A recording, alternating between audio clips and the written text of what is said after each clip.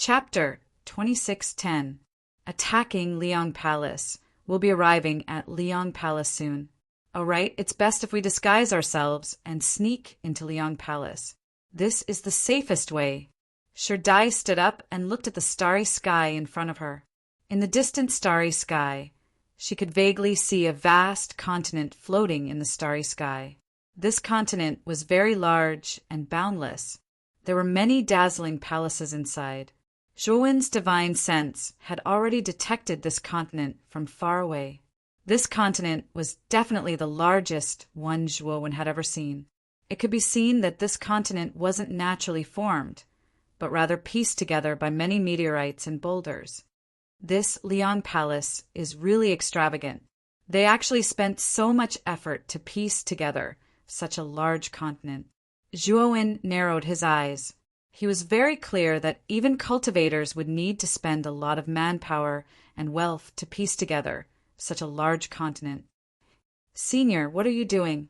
Why are you directly rushing towards the core area of Liang Palace? Sherdai originally wanted to persuade Zhuowen to first land on the continent, then disguise himself and slowly sneak into Liang Palace. Sherdai's main goal was to save the Shi clan members. As for killing the young palace lord, that was only secondary. However, she didn't expect that Zhuowen would immediately rush towards the core area of Liang Palace like a suicide mission. That place was an important location of Liang Palace. It was the residence of the important figures of Liang Palace. There were as many experts as the clouds, and it was heavily guarded. Even an expert at the peak of the 8th step of the Void Sky realm would die if they tried to force their way in. Moreover, in Sherdai's eyes, this Zhuowen was only an 8th step Void Heaven cultivator. Rushing in like this was the same as courting death. Little miss, don't worry.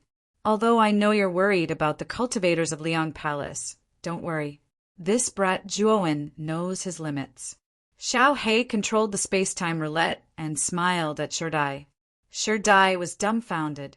What was going on? She was worried about them. How could this Xiao He invert right and wrong? Moreover, Sherdai couldn't understand why these people were so confident. Previously, she thought they were just boasting. She didn't expect that they would really try to force their way into Liang Palace. At this moment, Sherdai was so anxious that she was about to cry. She knew that once Zhuowen's group rushed into Liang Palace, they would die without a doubt.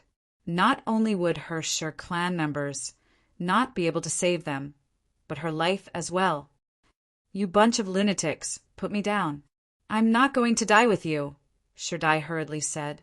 At this moment, Zhuowen had no time to care about the crying Sherdai. With a wave of his sleeve, a powerful divine power immediately imprisoned Sherdai. Liang, Liang, Liang, Liang Palace, Liang Palace, Liang Palaces. Help Liang Palace. Liang, Liang, Liang, Liang. Yang Liang Palace, Palace, Liang, Liang Palace. At this moment, at the core of the continent, palaces stood in great numbers.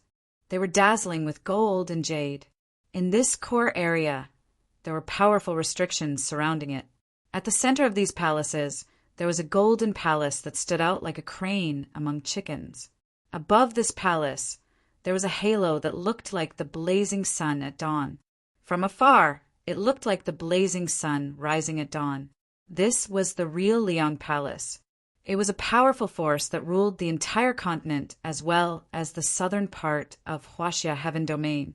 It was second only to the 100 halls of Taiqing Immortal Realm. At this moment, in front of Liang Palace's majestic gate, there were 2 guards in mighty armor standing on both sides of the gate. Look, what's that? It seems like there's a flying divine tool approaching, and it's heading straight for our Liang Palace. One of the guards pointed at the space-time roulette that was approaching in the sky. Another guard also saw the approaching space-time roulette and said disdainfully, I wonder which guy is overestimating himself. It seems like he wants to break into our Liang Palace. He's really courting death. You should know that the restrictions around our Liang Palace were set up by a level 9 divine array master from the Taiqing Immortal Realm at a high price. The guard nodded and leisurely leaned on the doorpost.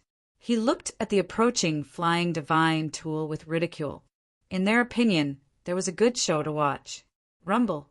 Suddenly, the flying divine tool surpassed the speed of sound and crashed into the Liang Palace's restriction.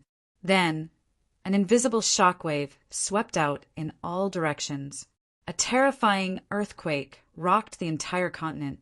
The Liang Palace's restriction only lasted for a breath's time before it was completely shattered. The two guards who were leaning on the door post to watch the show froze. They didn't even have time to change their expressions before their necks were pierced by two streaks of divine power and they fell to the ground. Enemy attack. Someone broke the palace-protecting array. Everyone move out and destroy the intruder. Which bastard is it? How dare he attack our Liang Palace? He must be tired of living.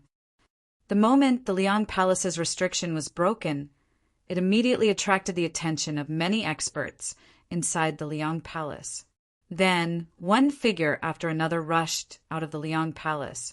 The guards of the Liang Palace were like locusts as they swarmed towards the entrance of the Liang Palace. He actually used brute force to break the Liang Palace's restriction. Is this guy a monster?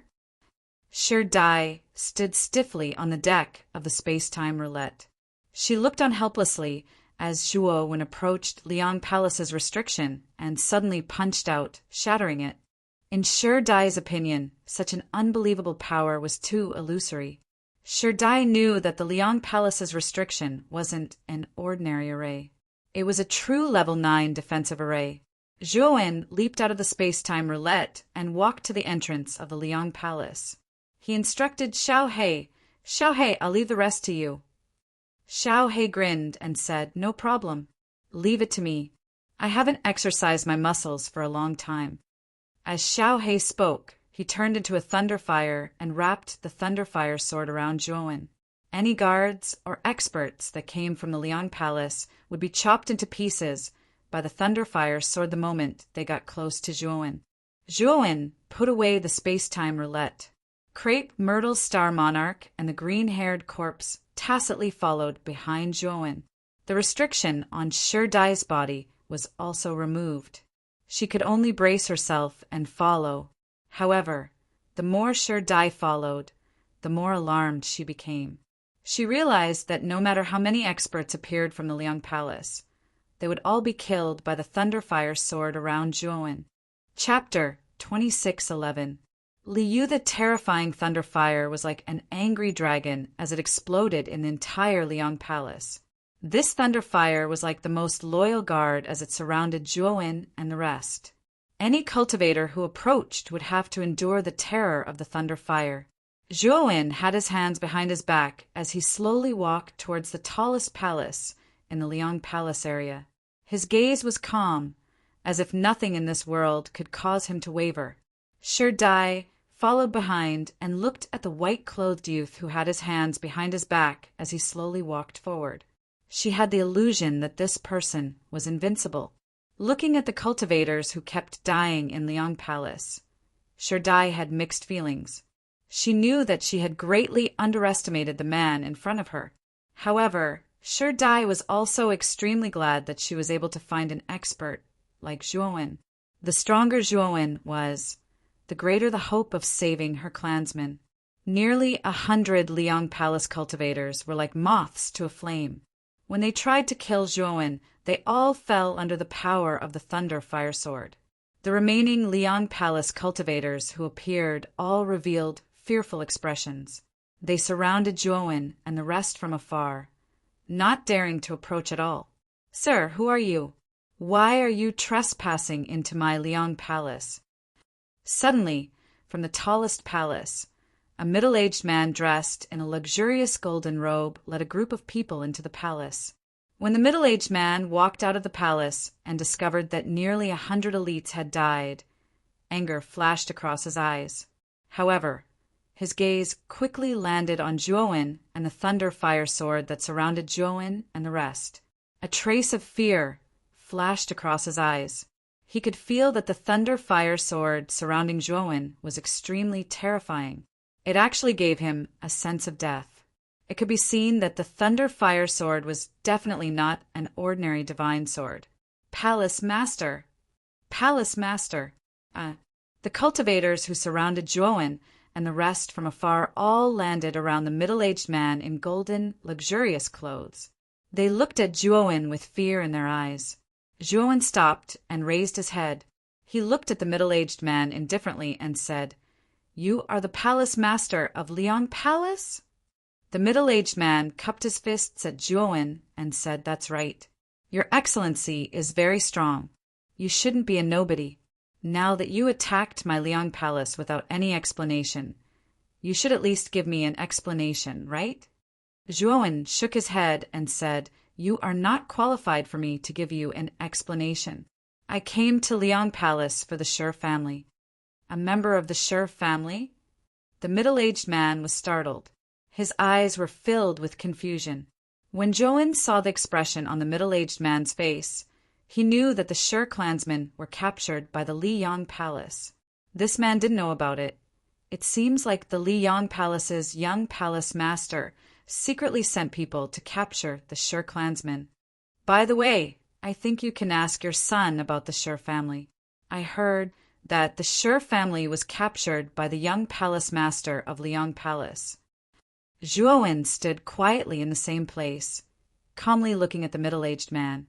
The calmer Juowen was, the more pressure the middle-aged man felt. He could feel that even if he took action, he might not be able to deal with the white-clothed youth in front of him. If he wanted to deal with the white-clothed youth, he knew that the only way was to send out the old ancestor of Liang Palace. However, the old ancestor was the foundation of Liang Palace. Moreover, the old ancestor was in the critical period of a breakthrough. He naturally couldn't rashly awaken the old ancestor. This little bastard. Why is he always causing trouble for me? Now he has provoked such an existence. The middle-aged man's heart was filled with hatred. He immediately cupped his hands politely to Juowen and said, "Brother, I don't know about the Shi clansmen. If it is really my son who did it, I will immediately go find him and ask him to hand over the Shi clansmen. Moreover, Liang Palace is willing to compensate you to appease your anger." Juowen stood in the same place and didn't speak. He only looked at the middle-aged man. The middle-aged man quickly ordered his subordinates to call the young palace master. Not long after, the subordinate brought in a young man who was dressed more luxuriously than the middle-aged man. However, the young man's face was filled with impatience. When he came to the middle-aged man's side, he said with some annoyance, "I say, father, why did you call me over? I was just having fun, and you sent someone to disturb me. It's very disappointing, okay?" The middle-aged man slapped the young man's face. The latter covered his face and was stunned for a moment. He then screamed, "Father, are you crazy? You actually hit me. I remember that you have never hit me before, right?" Juowen looked at the crazy young man with a mocking gaze and secretly shook his head. This young man was a typical good-for-nothing. His cultivation was extremely ordinary and his footsteps were unsteady. It was obvious that he was immersed in wine and women all year round. "Did you capture the Shi clansmen?" The middle-aged man suppressed his anger and asked. He also knew that his son was extremely useless. However, he was still his flesh and blood, so he had always doted on him. Although he knew that his son used his identity as the young palace master of Liang Palace to stir up trouble everywhere, he was basically active within Liang Palace. Basically, he would not provoke anyone that Liang Palace could not afford to provoke. Now, because his son had captured the Shi clansmen, he had provoked the terrifying young man in white. This made the middle-aged man hate his son for not living up to his expectations. The young man frowned slightly and said, "Yes, father. The Shi clan is just an insignificant clan. Although they have some experts, it is fine if they are destroyed. Why do you have to be so angry?" At this moment, Shi Dai was so angry that she hurriedly walked forward and shouted, "Liu, do you have any shame? Our Shi clan has never provoked you. Isn't it because my eldest sister doesn't like you and rejected you? You actually destroyed our Shi clan and captured our Shi clan's direct descendants. Don't you think that is too much?" The young man named Li, "You only just noticed Juowen. He did not even look at Zhuowen. His eyes fell on Sherdai, and he grinned. "Oh, so you are here. I have been looking for you everywhere, and you have delivered yourself to my doorstep." Then Liu suddenly rushed out and rushed toward Sherdai. Divine power gathered in his right hand, and he actually wanted to grab Sherdai back. Sherdai's pretty face changed greatly. She did not expect Liu to rush over without knowing the situation. The middle-aged man was so scared that his face turned pale. He did not expect Liu to rush out like this. When he wanted to pull Liu back, it was already too late. Liu had already approached Sherdai. However, the moment Liu was about to reach Sherdai, four sword lights rushed over and a golden light shield appeared on the surface of Liu's body. Unfortunately, the golden light barrier was useless against the four sword lights. It shattered into countless golden light spots. Pucci! Then Liu's limbs were all broken. He fell to the ground in a sorry state and screamed miserably. "Ah, you bastard! How dare you attack me? Do you know who I am? You bastard!" Chapter 26:12. Absolute crushing at this moment. The young man in white was surrounded by a divine sword that was condensed with thunder and fire. Just now, this divine sword had slashed out 4 times in an instant and cut off his 4 limbs. The middle-aged man's face suddenly turned gloomy. This young man in white had cut off his son's limbs in front of him. Obviously, he didn't give him any face. Zhuowen stepped on Liu's mouth, causing the guy's cursing to turn into a whimper. "Brother, aren't you going too far? Liu is the young palace master of our Liang Palace. How dare you act so recklessly? Are you looking down on our Liang Palace?" The middle-aged man said angrily, "I haven't punished this person yet. He actually dared to attack me in front of me. I'm already being merciful by not killing him on the spot." Zhuowen exerted force with his right foot and a circular air wave appeared under his foot. Liu's head was directly stepped into the ground, forming a big pit. Liu's struggling became much smaller. His whole body twitched, and he screamed, "You are courting death!" The veins on the middle-aged man's forehead burst. The dozen experts beside him turned into dozens of black shadows and shot toward Zhuowen. Zhuowen's mouth was full of a sneer. He stood still and didn't attack at all. The thunder and fire sword swept out like a shuttle and instantly turned into dozens of swords. The dozen experts who rushed out didn't even have the chance to make a sound before they were burned to ashes by the terrifying thunder and fire energy. At the same time, hundreds of Liang Palace cultivators had received the middle-aged man's order and attacked Zhuowen. These cultivators stepped in the air with mysterious steps and instantly formed an extremely terrifying joint formation. The divine power of hundreds of cultivators gathered together and formed an extremely huge starry sky giant. The starry sky giant held the starry sky giant sword and roared, slashing toward Zhuowen.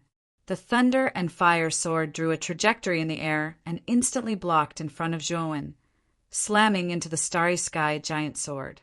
Ka! Countless gusts of wind swept out like the most terrifying wind blades in the world.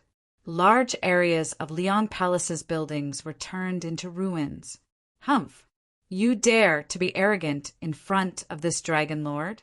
You're not qualified." Xiao Hei's cold voice rang out. Instantly, the lightning and fire energy converged to form a gigantic lightning and fire dragon. The starry sky giant sword was directly shattered into countless pieces by the Thunderfire dragon, while the Thunderfire giant was like a hot knife through butter. The moment it shattered the starry sky giant sword, it soared into the sky and heavily slammed into the starry sky giant. Rumble! A thunderous explosion resounded. The starry sky giant let out a blood-curdling scream. It couldn't withstand the bombardment of the Thunderfire dragon at all. It completely collapsed. The moment the starry sky giant collapsed, hundreds of cultivators screamed and died, turning into lifeless corpses. The middle-aged man's pupils constricted as he stared at the scene in disbelief, his mouth slightly agape. The Thunderfire's sword returned to Zhuowen's side, while Zhuowen lifted Li Yu from under his feet. At this moment, Li Yu was on the verge of death. However, when he saw Zhuowen, he shouted, "You bastard! How dare you treat me like this? I'm the young palace master of Liang Palace. Disrespecting me is disrespecting Liang Palace. You'll eventually suffer the wrath of Liang Palace." Before Li Yu could finish his words, he realized that something was wrong. Logically speaking, the experts of Liang Palace should have already taken action when he was brutally beaten up by this person. Moreover, his father shouldn't just stand by and watch. Only then did Li Yu look at the middle-aged man. He noticed that his father was standing alone in front of him, trembling all over. His expression was filled with fear. Then, Li Yu's gaze fell on the surroundings, and he immediately gasped. There were corpses piled up around him. Most of them were badly damaged by the lightning and fire energy. It was a mountain of corpses and a sea of blood. Li Yu recognized these people because they were the experts of Liang Palace. However, they were all corpses now. Could it be that all of them were done by this white-robed young man?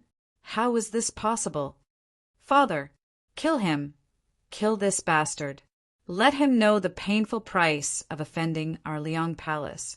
Li Yu screamed at the middle-aged man in front of him, who was in a daze. However, Li Yu soon discovered that his father, the palace master of Liang Palace, revealed a look of fear. Then he turned into a rainbow and fled towards Liang Palace. "Father!" Li Yu was a little stunned. His father was the palace master of Liang Palace. Could it be that he was afraid? Was it because of this white-robed young man? "Xiao Hei!" Zhuowen was expressionless. The Thunderfire sword immediately followed Zhuowen's will and turned into a terrifying lightning and fire energy. It fiercely streaked across the void and rushed towards the middle-aged man who was fleeing. The middle-aged man seemed to have sensed something and roared. He flicked his finger and took out a divine weapon from his spiritual ring. The quality of each divine weapon wasn't low. One divine weapon after another blocked in front of the middle-aged man. Unfortunately, the moment these divine weapons touched the Thunderfire sword, they seemed to spontaneously combust and were destroyed by the lightning and fire energy, turning into countless ashes. The middle-aged man was horrified. He suddenly took out a huge golden shield from his spiritual ring. The surface of the shield was covered with strange patterns. It was golden and emitted an ancient aura. Ding! The Thunderfire sword shot over like a furious dragon and finally hit the shield. The Thunderfire sword that was like a hot knife through butter stopped the moment it hit the shield. A crisp sound soared into the sky. The middle-aged man hid behind the shield. When he saw the shield blocked the Thunderfire sword, he let out a sigh of relief. However, his heart was like a raging storm. This golden shield was given to him by the ancestor of Liang Palace. It was a life-saving item that could only be used in a life and death situation.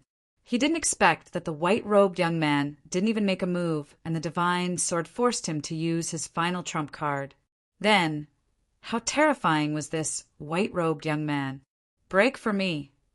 At this moment, Xiao Hei floated above the Thunderfire sword. She stretched out a small claw and slapped the Thunderfire sword's body. Suddenly, the lightning and fire energy on the surface of the Thunderfire sword became extremely violent. It was like a rainbow piercing through the sun. Then, terrifying cracks appeared on the surface of the huge golden shield. Moreover, these cracks continued to spread and eventually covered the entire surface of the golden shield. Then, the golden shield completely shattered into pieces with a cracking sound. The middle-aged man hiding behind the golden shield didn't even have time to react. The Thunderfire sword had already pierced his chest and nailed him to the ground. The terrifying lightning and fire covered the middle-aged man's body, causing him to scream miserably. Even if the middle-aged man used the illusory sky bridge and ignited it to erupt his body's potential, it was still useless. The lightning and fire energy was like maggots that burned the middle-aged man's life force. Chapter 2613 Underground Prison. Where are you keeping the Shi family members? Zhuo Wen looked at the dazed Li Yu and asked indifferently. Li Yu screamed, "Don't kill me. I'll tell you where the Shi family members are being held. Just don't kill me." Zhuo Wen looked at Li Yu quietly, waiting for the latter to continue. Li Yu was now extremely afraid of Zhuo Wen. He quickly told the location of the Shi family members to Zhuo Wen in great detail. Zhuo Wen nodded and looked at Shi Dai behind him. Shi Dai understood tacitly and immediately rushed towards the interior of Liang Palace. It turned out that Li Yu had imprisoned the Shi family members in his own underground prison. The underground prison was specially built by Li Yu for the purpose of torturing the people he captured and pleasing himself. Shi Dai walked in front while Zhuo Wen silently followed behind her. As for Crepe Myrtle Star and the green-haired corpse, they didn't follow. They just found a place outside Liang Palace to sit down and wait. After a while, Shi Dai arrived at Li Yu's palace. She followed Li Yu's instructions and opened the entrance to the underground prison hidden under his bed. The moment she entered the pitch-black underground prison, Zhuo Wen's divine sense had already scanned the underground prison. His brows furrowed and a trace of killing intent appeared in his eyes. Shi Dai was worried about the Shi family members, so she didn't use her divine sense to scan the underground prison. Instead, she rushed into the depths of the prison. When Shi Dai entered the deepest part of the prison, she couldn't help but scream. Zhuo Wen slowly walked out and threw Li Yu to the ground. Li Yu groaned in pain and curled up into a ball, shivering. The inside of the prison was filled with the smell of decay and blood. The originally bluestone floor was now dyed dark red with blood. It was a shocking sight. Cold crosses were placed on the four walls of the prison, and each cross had a woman hanging on it. Their limbs were all nailed to the crosses by thick nails, and fresh blood was constantly flowing down. Zhuo Wen even saw that some of the women on the cross were already dead. Their bodies were rotting and maggots were growing on them. In the deepest part of the crosses, there was an iron fence, and inside the iron fence were many women. These women curled up together like injured kittens, looking fearfully at Zhuo Wen and the others who had just barged in. "Second miss? Are you the second miss?"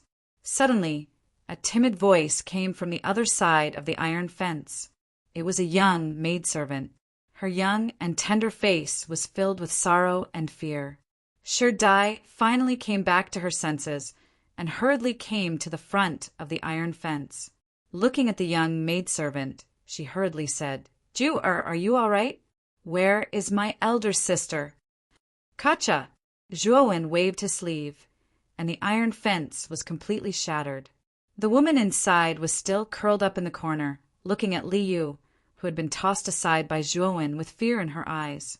Only the servant girl called Jiu came out shakily with Shi Dai's support. However, Jiu didn't dare to approach Li Yu. Even though Li Yu's limbs were broken, she was still afraid of this demon-like man from the bottom of her heart. Zhuo Wen shook his head inwardly. He didn't know how these poor women were treated in the dungeon to make them show such fear when they saw Li Yu. "Jiu, don't be afraid. Li Yu's limbs are broken. He's no threat to us. Tell me, where is my elder sister?" Shi Dai hurriedly asked. Jiu, however, began to cry.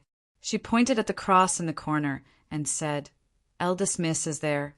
Ever since she was captured by this demon, he has been torturing her every day." Shi Dai's heart skipped a beat. She immediately came to the cross in the corner. The woman on the cross had long hair that covered her face. Because her position was too remote, Shi Dai didn't notice her at first. When Shi Dai looked at the long-haired woman in front of her, the anger in her eyes flared up. This was because the woman's skin had been peeled off, and her entire body was covered in blood. Shi Dai parted her long hair and looked at the unrecognizable face under the long hair. Her tears flowed uncontrollably. Zhuo Wen stood behind Shi Dai. Looking at the woman's miserable state, he couldn't help but frown. This Li Yu really wasn't a good person. He was actually so vicious and ruthless. Moreover, Zhuowen discovered that the woman had completely lost her vitality. She was clearly tortured to death by Li Yu. "Li Yu, I'm going to kill you." Shi Dai pounced at Li Yu like a madman. She took out a small knife from her spirit ring and stabbed it at Li Yu's chest. "No, Senior, you promised me that you wouldn't kill me." Li Yu was terrified and hurriedly asked Zhuowen for help. Unfortunately, Zhuowen's gaze was cold. He said indifferently, "I never said that. It's just your own wishful thinking that I won't kill you." Li Yu revealed a look of despair. Then he saw Shi Dai's crazy face. Screams of despair resounded throughout the entire dungeon. Zhuowen waved his sleeve and summoned a flame, burning all the corpses in the dungeon to ashes. Shi Dai, on the other hand, was determined to leave her elder sister's corpse behind.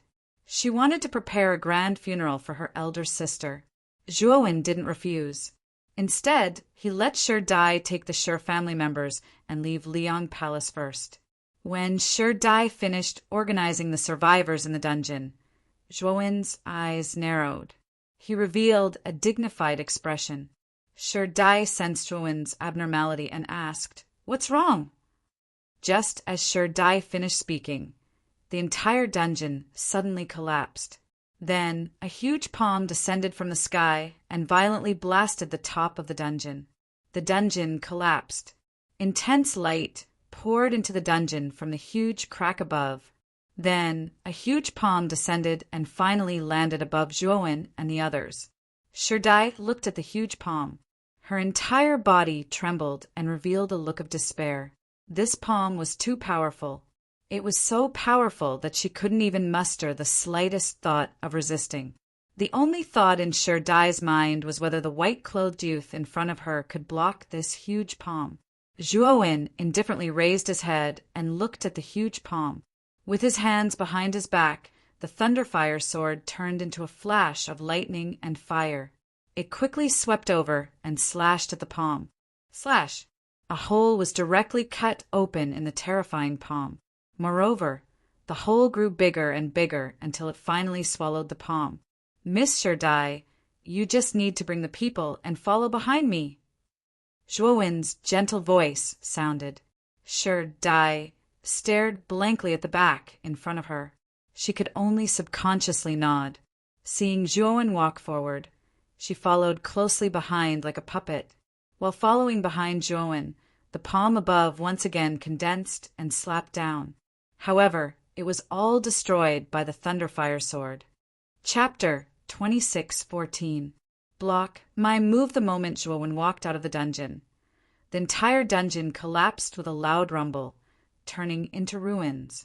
Not only that, but Li Yu's palace was also in ruins. There was no trace of the dazzling palace.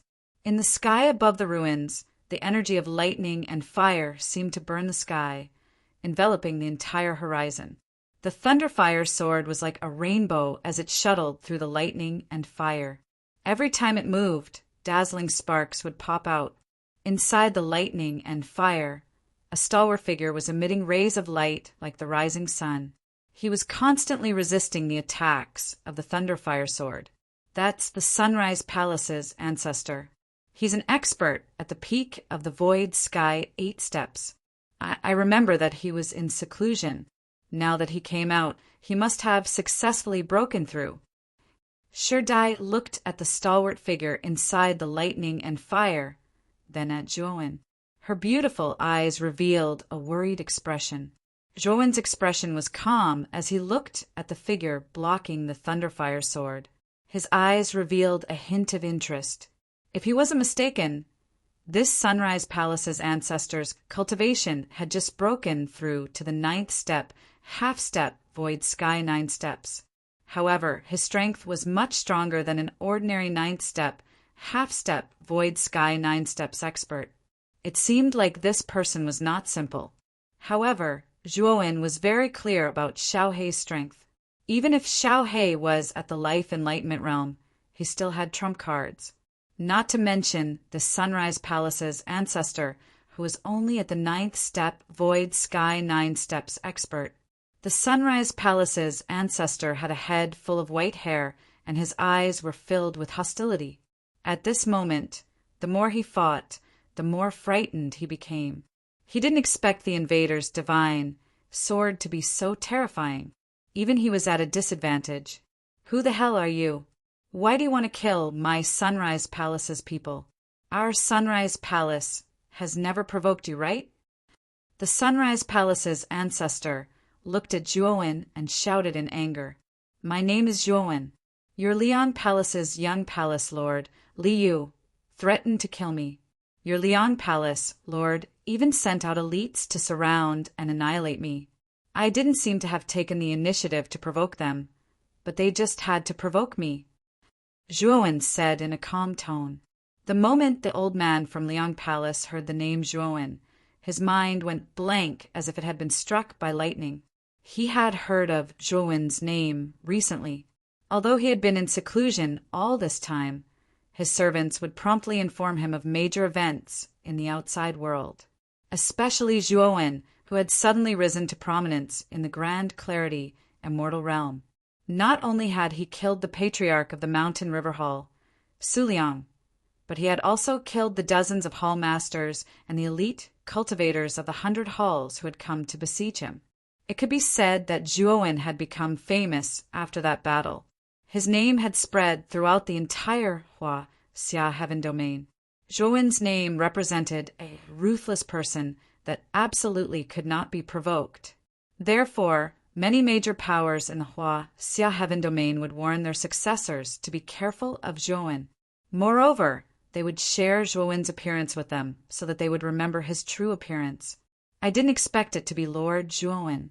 I have offended you. Please forgive me, Lord Zhuowen. I will leave now and no longer disturb you. The Sunrise Palace's ancestor quickly said. Zhuowen raised his head, and the corner of his mouth revealed a trace of an arc. He said, Where did your imposing manner of wanting to kill me just now go? I, Zhuowen, have never been someone who is afraid of trouble.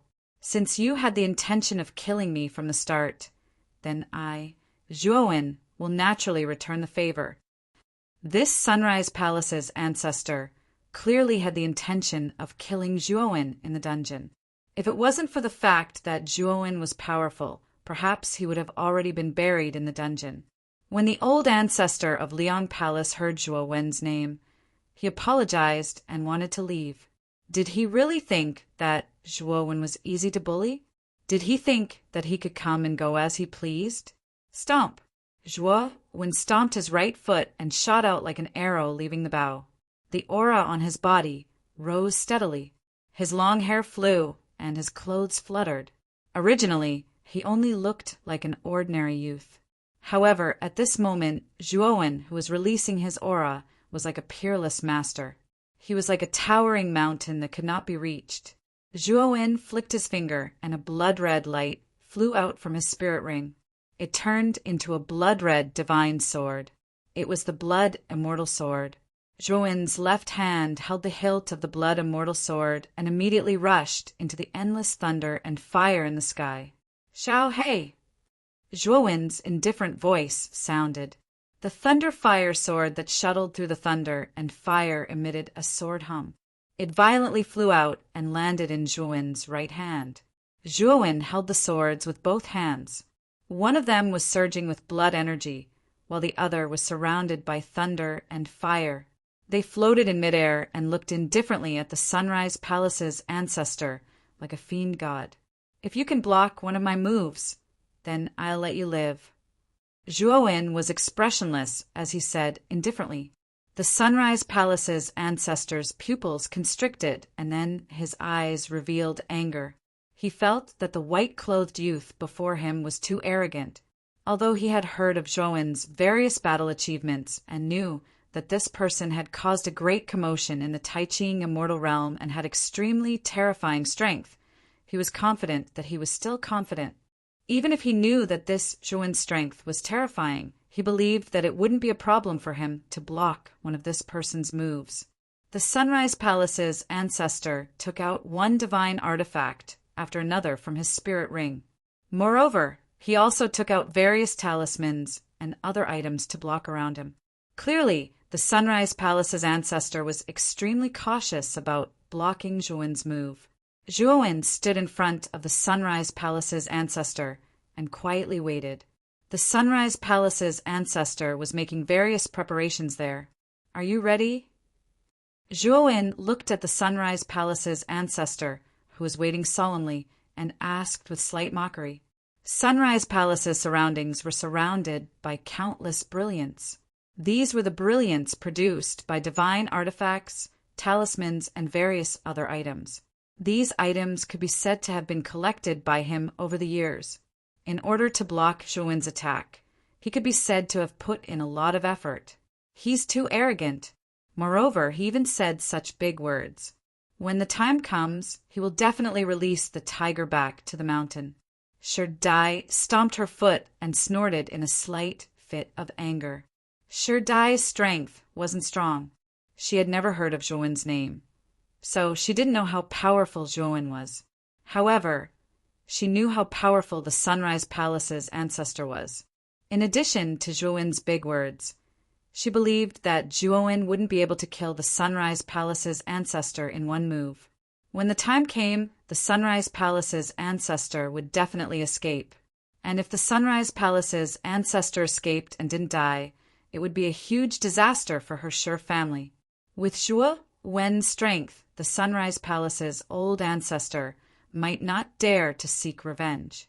Furthermore, their Sher family was just a small family. If the Sunrise Palace's old ancestor were to seek revenge, he would only need to lift a finger and their Sher family would be finished. However, Sherdai could only say these words in her heart. After all, this white-clothed youth helped her because of the space-time divine key. Chapter 26:15. The third space-time Qilaiyang Palace's ancestor coldly looked at the white-clothed youth with a mocking smile. His heart was filled with anger as he coldly said, "Of course it's fine. After all, this old man is a half-step void sky 9-step expert. Blocking one of your moves won't be a problem. When the time comes, you better keep your promise." "I, Zhuan, always keep my word." Zhuan's indifferent voice resounded. Shortly after, he crossed his arms in front of his chest and fiercely slashed forward. A blood-colored sword ray and a lightning fire sword ray combined to form a cross-shaped slash. It soared through the heavens and earth as if it contained the entire heaven and earth. The instant the cross-shaped slash was unleashed, Liang Palace's ancestor's expression completely changed. He actually felt an extremely dense threat of death from the cross-shaped slash. "This move is too terrifying. I can't take it head-on. Otherwise, I'll die without a doubt." Liang Palace's ancestor roared in his heart. He was terrified. Then he stomped his right foot and flew backward. He didn't plan to take Zhuowen's move head-on. However, the instant Liang Palace's ancestor retreated, countless invisible ripples appeared around him. It was like an invisible rope that blocked his path, making it impossible for him to retreat. 9th level array. Who set it up? Liang Palace's ancestor's expression was gloomy. Soon after, he looked at the white-clothed youth who was still floating in the air. He knew that this guy must have set it up in advance. "I can only take it head-on." Liang Palace's ancestor roared in his heart as he looked at the approaching cross-shaped slash. The divine force in his body swelled, and he even took out the illusory sky bridge and began to burn it. He was very clear that after feeling the terrifying aura of the cross-shaped slash, if he didn't go all out, he wouldn't be able to take it head-on. Like a meteor crashing into a planet, the cross-shaped slash cut through the sky and finally landed on Liang Palace's ancestor's body. Soon after, the entire horizon was filled with dazzling rays of light. Liang Palace's ancestor roared towards the sky as he watched the divine tools and talismans around him shatter one by one. He was still desperately burning the illusory sky bridge, hoping to stop the divine tools from shattering. Unfortunately, all of his efforts were in vain and in vain. In the end, when all the defenses were shattered, the illusory sky bridge shattered, and the Sunrise Palace's ancestor was on the verge of death. He raised his head with great difficulty, and through the end of the blazing light he looked at the white-clothed young man that floated in the air like a god or devil from afar. He knew that he was too wrong. The existence in front of him was a terrifying existence that he could never hope to reach. It was just one move. He had made sufficient preparations, but he still couldn't block it. In the end, what he faced was the darkness of death. That person who caused a sensation in the grand clarity immortal realm really lives up to his reputation. Our Liang Palace's fate has come to an end. After the old ancestor of Liang Palace spat out these words, he disappeared into the light. When all the light faded away, what was revealed was a dark and cold starry sky. It was boundless, and the old ancestor of Liang Palace had disappeared. So terrifying, Liang Palace's old ancestor died just like that? Sherdai slowly opened her mouth. She stared blankly at everything in front of her. After confirming that what she saw wasn't an illusion, she looked at the white-clothed young man with a complicated expression. Only now did she realize that the white-clothed young man wasn't boasting but telling the truth. He really did have the strength to kill the old ancestor of Liang Palace in one move. Many cultivators in the vicinity of Sunrise Palace also saw this battle. They were all trembling as they looked at the white-robed young man who had killed the Sunrise Palace's patriarch with one move like a god. The Sher family members looked at the white-clothed young man with admiration. Some of them even crossed their arms in front of their chest as if they were praying. When Zhuo landed in front of Sherdai again, Sherdai's attitude changed again. It became reverent and respectful.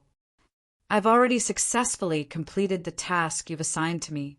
Shouldn't it be your turn to complete the task I've assigned to you? Zhuo asked indifferently. Sherdai hurriedly lowered her head and said, My lord, regarding the space-time key you mentioned, it is indeed with me. However, because the space-time key involves too many things, I have been hiding it in the Sher family's secret ground. If my lord wants it, Sherdai will immediately find the space-time key and give it to you. Yes, my goal is the space-time key. I will go with you to the Sher family. Zhuo nodded. Half a month later, Zhuo drove the space-time roulette away from the Sher family's planet and flew towards the exit of China. Zhuo sat cross-legged on the deck with 3 keys floating in front of him.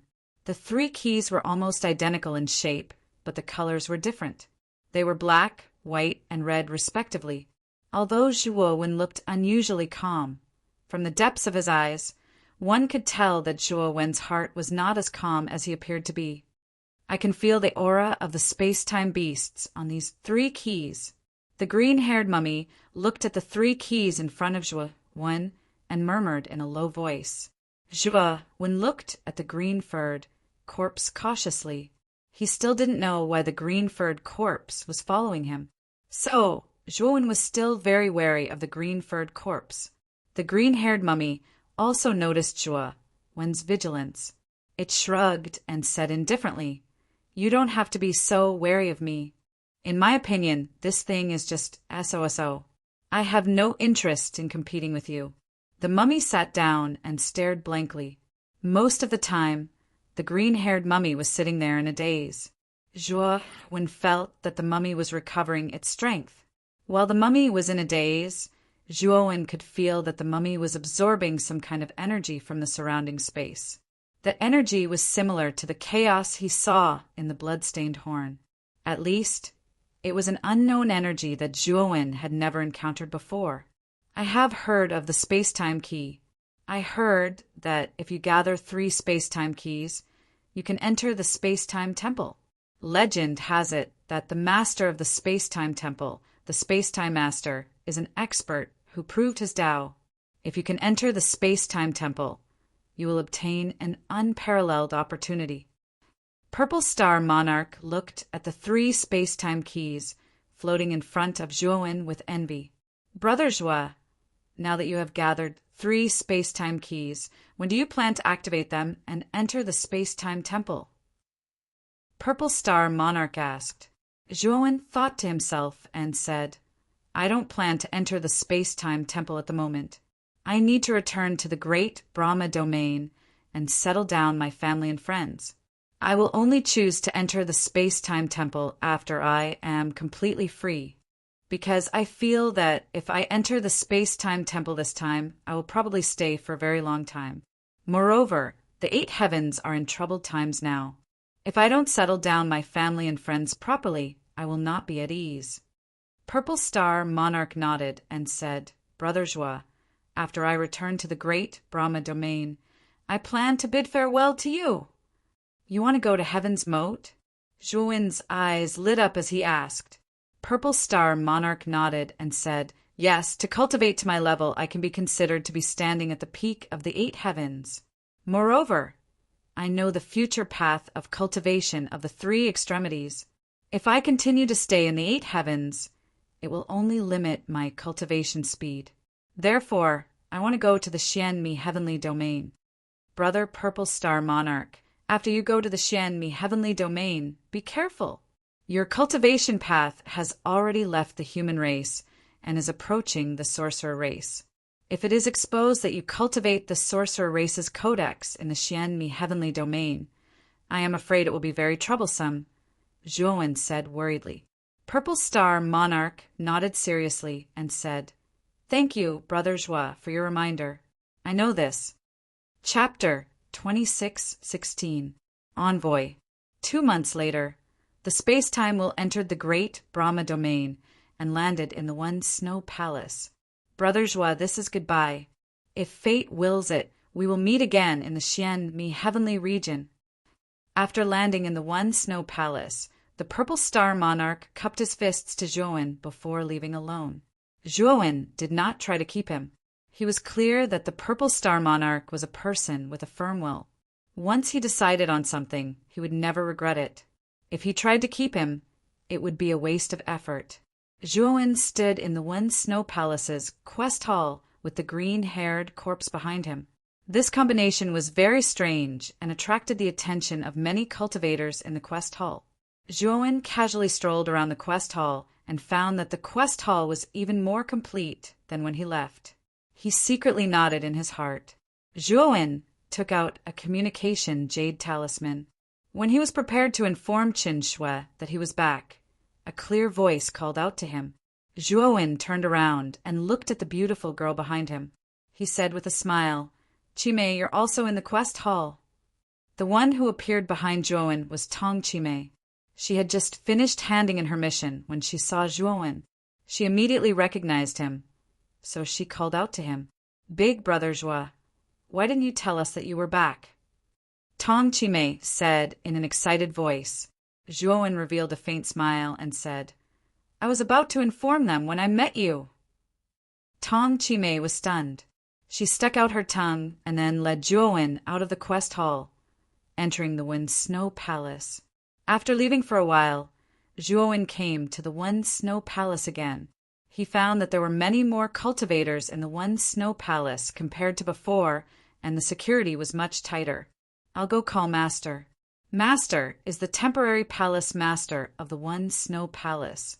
Now that Big Brother Joie is back, Master will give the palace master position to you. Tong Qimei said with a smile while walking. Your master, Waning Moon? Where's Qin Shui?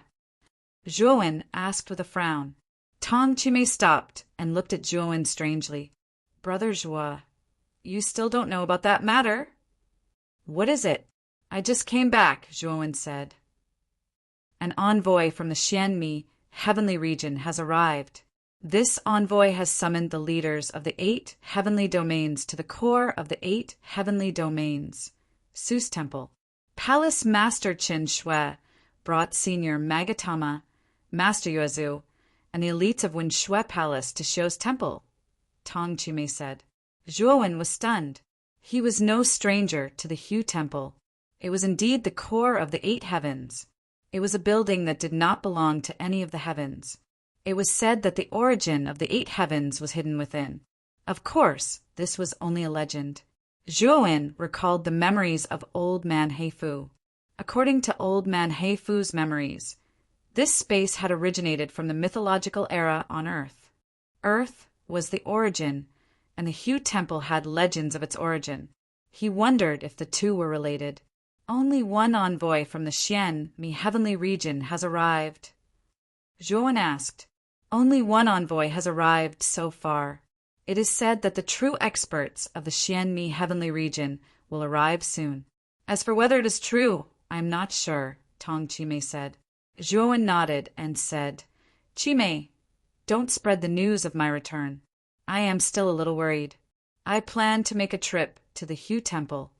All right. Before you leave, take this. After saying that, Zhuowen took out a black ball. This black ball was formed by the Devourer King's devouring power.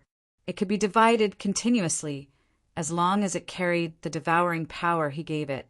Zhuowen could follow the connection of the devouring power and send the cultivator who carried the mark of the devouring power into the Devourer King's body. The Ryuka clansmen had developed well in the Devourer King's body. Therefore, Zhuowen was not worried about the Ryuka clansmen. He was worried about his friends in the Great Brahma Heavenly Region and Mu Qinxue. Remember, distribute this thing to those who are truly loyal to the Wen Shui Palace and those who are trustworthy. This thing can save your life at a critical moment, Zhuowen said in a serious tone. Seeing Zhuowen being so serious, Tong Chimei quickly nodded and said, Big Brother Zhuo, don't worry. I will take good care of this thing. Moreover, I will strictly select the ones you want. Zhuowen nodded. Soon after, he gave a few instructions and quietly left the Wen Shui Palace. He did not know why, but after hearing that Qin Shui was heading to the Hu Temple, Zhuowen felt a little uneasy. It was because of this uneasiness that Zhuowen was in a hurry to leave the Wen Shui Palace and head to the Hu Temple. Summoning the space-time roulette, the green-haired mummy jumped onto it. Zhuowen was too lazy to care about the green-haired mummy. He summoned Xiao He and left the Wen Shui Palace. This time, Zhuowen did not fly leisurely. Instead, he rushed out. He wanted to head to the Hu Temple in the shortest time possible. After leaving the Wen Shui Palace for a day, Zhuowen stopped in front of a star, as if he was waiting for something. It didn't take long for the star to suddenly explode, and a colossal blood-red beast burst out from the star. Bloodscale, long time no see. Your strength has increased again. Zhuowen looked at the blood-red beast that rushed out from the star and said calmly. Zhuowen could feel that Bloodscale strength was indeed much stronger than before. Moreover, Zhuowen could not see through Bloodscale strength. The blood-red beast looked at Zhuowen and gradually shrunk. It turned into a blood-red, clothed middle-aged man and quickly landed on the space-time roulette. The moment Bloodscale landed on the deck, he immediately noticed the green-haired mummy. He felt that the green-haired mummy had an aura that made him feel awe, which made him feel bewildered. Bloodscale, come with me to the Hu Temple. Zhuowen did not plan on introducing the green-haired mummy to Bloodscale. He only told him the reason for his visit. Bloodscale nodded. He had a contract with Zhuowen, so he could be considered as Zhuowen's servant. Even if his strength had increased, he did not dare to betray him. He could only be Zhuowen's servant for 1,000 years. The core region of the 8 heavens was a cold and dark void. There was nothing in this void, not even the sun, moon, or stars. There were only pitch-black meteorite belts and unchanging darkness. In the middle of this void floated a dilapidated temple. This temple was so dilapidated that it looked like a ruin, as if it had not been repaired for a long time. At the top of the temple, a golden flame burned fiercely, as if guiding those who entered this void to this place. In the temple, a figure stood quietly with his hands behind his back. He looked at the void in front of him with a cold gaze. This figure was a middle-aged man with a face as cold as a knife. He was dressed in a black robe, and a powerful aura surged from his body. Upon closer inspection, this person's pores were constantly spitting out strange black mist. This black mist was like agile little snakes, circling around his body and making hissing sounds. It seems that the first guest is about to arrive. The cold man looked forward, narrowed his eyes, and muttered to himself. Whoosh! Chapter 26:17. Solicitation. The stern-looking man still had his hands behind his back. He slowly turned his head and narrowed his eyes at the figure that had appeared in the temple. The golden light receded to reveal an extremely handsome man with a golden bar between his eyebrows. He was the ruler of the Sakyamuni domain. Sakyamuni, you're the messenger from the Xian-Mi domain. Sakyamuni's eyes were cold as he looked at the stern-looking man. His tone was impolite and somewhat arrogant. Ignorant barbarian, judging from your aura, you must have just become a heavenly Tao master. Unfortunately, your Tao veins are extremely empty. You're clearly still a heavenly Tao master in the initial stages. You're the weakest heavenly Tao master. How dare you speak to me with such an attitude? The stern-looking man crossed his arms and looked at Sakyamuni with a mocking expression. The corners of his mouth curled into a cold smile. Sakyamuni had relied on Taoist Lord Tusida's Tao confirming divine pill to successfully confirm his Tao. Not long after coming out of seclusion, he had received an invitation from the messenger from the Xian-Mi domain. That was why he had come to the Hu Divine Temple. Sakyamuni was a cultivator born and raised in the 8 great domains. He didn't have a clear understanding of the realm of Tao confirming. After knowing that he had successfully confirmed his Tao, he was naturally in high spirits. Although he knew that the messenger from the Xian-Mi domain should also be a Tao confirming expert, he was also a Tao confirming expert.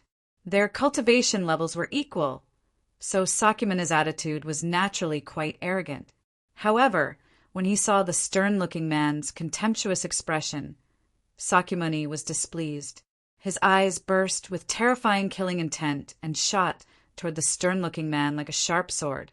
The stern-looking man narrowed his eyes and stood still. Black chi floated around him and condensed into a huge, pitch-black snake head in front of him. Hiss, hiss, hiss.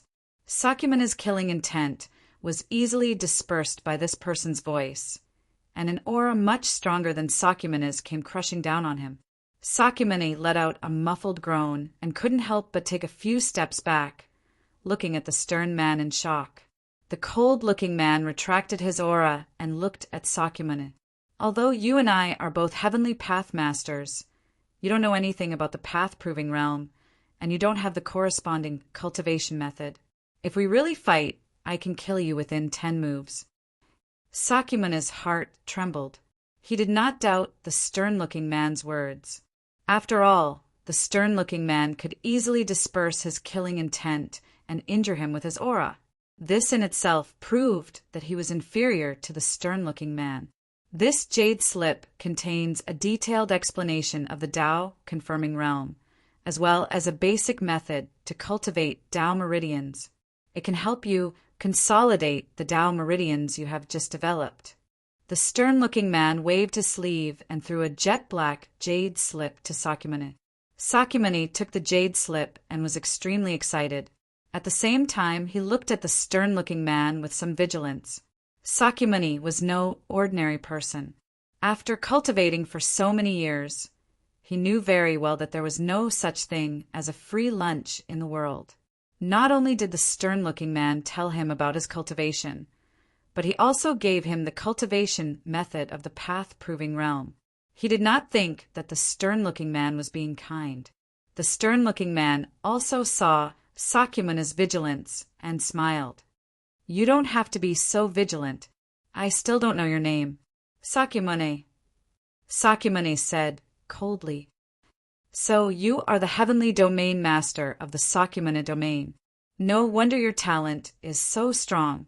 You were able to succeed in the path-proving realm in a barren place like the 8 heavens by yourself. It is enough to show that your talent is outstanding. If you continue to stay in the 8 heavens, your talent will only be buried, said the stern-looking man. Sakyamuni frowned and said in a low voice, You mean you want to recruit me? Water flows downwards. People walk upwards. Do you want to stay in the 8 heavens forever? Also, the 8 heavens will not be peaceful soon. The chances of dying here are too high. I am just giving you a word of advice. The The stern-looking man said with his hands behind his back, "Since you want to recruit me, you should at least introduce yourself, right?" Sakyamuni calmed down and said in a low voice. The stern-looking man nodded in his heart at how quickly Sakyamuni calmed down. Sakyamuni was not only talented, but also had a first-class temperament. The stern-looking man was also a heavenly Tao lord like Sakyamuni. In fact, the stern-looking man was even stronger than Sakyamuni. However, the stern-looking man was very clear that Sakyamuni's talent was much stronger than his. One had to know that with his talent he could only barely cultivate to the heavenly Tao Lord level in the Xianmi heavenly domain, which was a high-grade region with rich starry sky energy. Moreover, it took him countless years to reach his current achievements. However, Sakyamuni had become a heavenly Tao Lord in the eight heavens, which was a place with poor starry sky energy. The stern-looking man was very clear about the significance of this. Thinking about it from another perspective, if he was in the eight heavens, he was very clear that even if he cultivated until the end of his lifespan, he would not be able to succeed. After all, cultivation required extremely high talent. If the upper echelons of their forces knew that he had recruited such a talented genius, they would probably reward him handsomely. Thinking of this, the stern-looking man's heart was filled with excitement. His gaze toward Sakyamuni also became softer and softer. You definitely don't know about the distribution of forces in the Xianmi heavenly domain.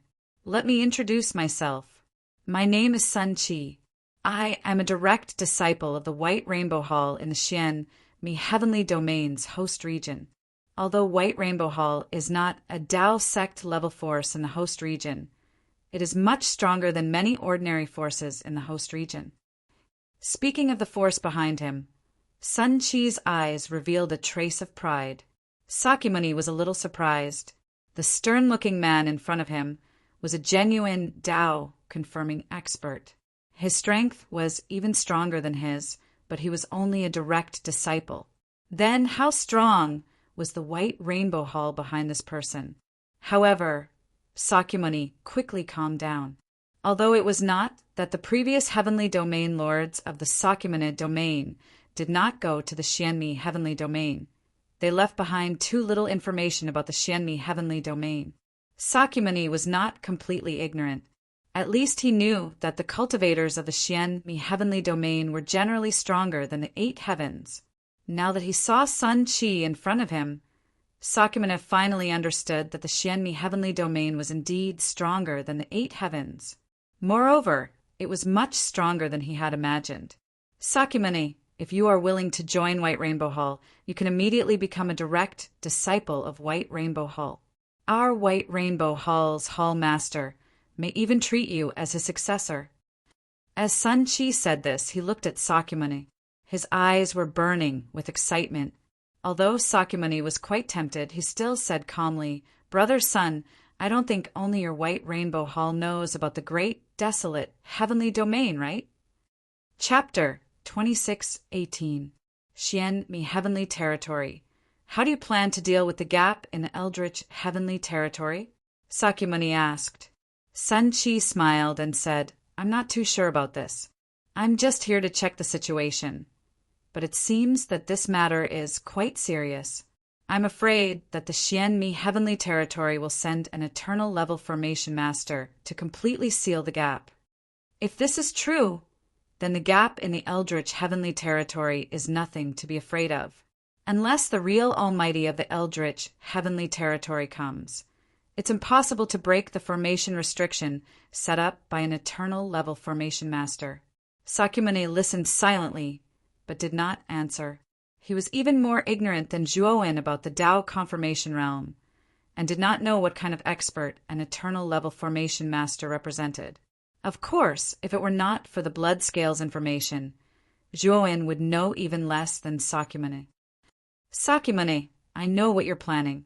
To tell you the truth, because of the Eldritch Heavenly Territory, the Xianmi Heavenly Territory has opened the passage to the 8 major heavenly territories. As you can see, many forces from the Xianmi Heavenly Territory will come during this period of time. In addition to scouting, we are indeed looking for talented cultivators. Speaking of this, Sun Qi's gaze was slightly complicated. He was a cultivator born in the Xianmi heavenly territory and had always heard about the 8 major heavenly territories before. He also knew that the cultivation resources of the 8 major heavenly territories were much worse than those of the Xianmi heavenly territory. But when he really entered the 8 major heavenly territories, he realized how bad the cultivation environment of the 8 major heavenly territories was. In Sun Qi's view, being able to cultivate to the 9 steps void sky in the 8 major heavenly territories was already a good talent. Even if he cultivated in the 8 major heavenly territories, he was not confident that he could break through the 9 steps void sky. If one could rely on himself to succeed in the Tao confirmation realm, he was definitely a genius. Sun Qi naturally did not want to let go of such a genius. Sun Qi's Baihong Hall was very famous in the eastern Tao region of the Xianmi heavenly domain. It was like a crane in a flock of chickens among the many forces, but it had never been able to meet the requirements of a Taoist level force. In fact, the scale and foundation of Baihong Hall was already comparable to an ordinary Taoist sect. The only thing it lacked was top-notch experts. For an unranked force like Baihong Hall, if they wanted to become a Tao sect level force and establish their own Tao sect, in addition to the indispensable foundation and scale, they had to have a cultivator in the 2nd step of Tao validation. The Hall Master of the White Rainbow Hall was the strongest person in the White Rainbow Hall, but he had only reached the peak of the 1st step of Tao validation. He was still some distance away from the 2nd step. The White Rainbow Hall's Hall Master had been in seclusion for countless years, but he had never been able to break through. All the disciples of Baihong Hall knew that it wasn't that their Hall Master wasn't talented, but that he had a hidden illness and an incomplete Tao heart. That was why he couldn't break through. Therefore, Baihong Hall was now in great need of talented geniuses. If a cultivator in the 2nd step of Tao validation appeared in Baihong Hall would immediately become a Tao sect level force. Establishing a Tao sect in the Xianmi heavenly domain was definitely a great honor. Not only that, but the Tao sect would also be favored by the heavenly Tao law of the Xianmi heavenly domain. It would form a unique heavenly Tao origin dragon vein within the sphere of influence. In the Xianmi heavenly domain, the amount of heavenly Tao origin dragon vein was related to the cultivation speed of Tao validation cultivators. It was closely related to the survival of any force. This was also why Sun Qi wanted to invite Sakyamuni after discovering that he had succeeded in Tao validation in a place like the 8 heavenly domains. With Sakyamuni's talent, Sun Qi believed that as long as he entered the Xianmi heavenly domain, his cultivation speed would be extremely terrifying. It would not be impossible for him to reach the 2nd step of Tao validation. Even if Sakyamuni could not reach the 2nd step of Tao validation, he would at least be able to cultivate to the level of Master Hunyuan. It would not be a bad thing for Baihong Hall to have a Master Hunyuan level expert out of nowhere. Maybe you still have a choice, but I still want to remind you that Baihong Hall is the most powerful force in the host domain besides the Tao sect level forces. Unless it is a Tao sect level force, your best choice is Baihong Hall. Sun Qi said. Sakyamuni nodded and looked at the starry sky outside the temple. He said lightly, I still have a question to ask. You mentioned Tao sect level forces many times. Is there a hierarchy of forces in the Xianmi heavenly domain? Sun Qi was startled and immediately nodded. Yes, the Xianmi heavenly domain is completely different from the 8 heavenly domains. Rather than calling it a heavenly domain, I think it is more accurate to describe it as an infinite world. In the Xianmi heavenly domain, there are countless forces, big and small, innumerable like locusts. Just like where there are people, there are naturally strong and weak forces. Forces are divided into 3 levels, namely Tao sect level, Tao mansion level, and Tao palace level. Forces below the Tao sect level are called ordinary forces. Our Baihong Hall is the force closest to the Tao sect level. As long as a second step Tao vindication expert appears, it will immediately be promoted to a Tao sect level force. Sakyamuni narrowed his eyes. He did not expect that Sun Chi's Baihong Hall was only an ordinary force in the Xian Mi heavenly domain. A Tao sect level force was not the highest level force, but only the first level force. Didn't that mean that the Tao Mansion level forces and Tao Palace level forces above the Tao sect level forces had more powerful foundations and experts? Then will the Tao Palace level forces send experts this time? Sakyamuni asked with a glint in his eyes. Sun Chi glanced at Sakyamuni, shook his head, and said, "The Tao Palace level forces stand at the peak of the Xian Mi heavenly domain. In the entire Xian Mi heavenly domain, there are only a handful of them. Every Tao Palace level force is an absolute colossus, and they do not appear easily. Also, I heard that the gap in the primitive heavenly domain has been sealed by an expert in advance. This kind of thing really can't alarm the Tao Palace level forces, but the Tao Mansion level forces will definitely come.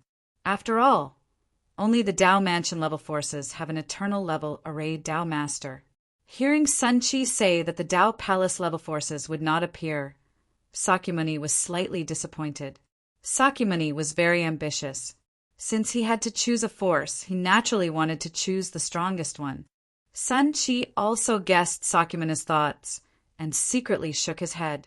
Sakyamuni's talent was indeed powerful, but after all, he came from a small place like the 8 heavenly domains. His knowledge was shallow, and he did not know the vastness of the Xian Mi heavenly domain. He also did not know that the Xian Mi heavenly domain was filled with even more monstrous geniuses than him. In Sun Chi's opinion, Sakyamuni's talent was not enough to attract the attention of a Tao Palace level force. Even a Tao Mansion level force might not even take a fancy to them. Even if the Sakra Heavenly Emperor was given the cold shoulder and entered a Tao Mansion level force, he would probably only be an outer sect disciple that wasn't valued and would be treated poorly. On the other hand, Sun Chi's main concern was the Taoist level forces. For a genius like the Sakra, the Tao Palace and Tao Palace level forces wouldn't pay much attention to him, but he would definitely attract the attention of the Taoist level forces. If a Tao sect level force extended an olive branch to Sakyamuni, Sun Chi knew that Baihong Hall would not be able to compete at all. Thinking of this, Sun Chi's heart sank, but he did not dare to force Sakyamuni. Chapter 26:19. Gathering. Someone else is here. Sakyamuni, take a seat. Once the representatives of the 8 heavens have gathered, I'll explain the situation of the antediluvian heaven and the gap. I'm sure you don't know much about the antediluvian heaven, right? Sun Chi looked at Sakyamuni. Indra glanced at the flowing light in the starry sky outside the temple. He nodded and walked to the front of the table that had been prepared in the temple. The stream of light landed in front of the temple and revealed a slightly stooped old man. The old man held a walking stick and walked unsteadily, as if he had one foot in a coffin. Sakyamuni looked at the stooped old man and raised his eyebrows. He was no stranger to this old man. He was old Lord Tusida's younger brother, old man Qing Lao.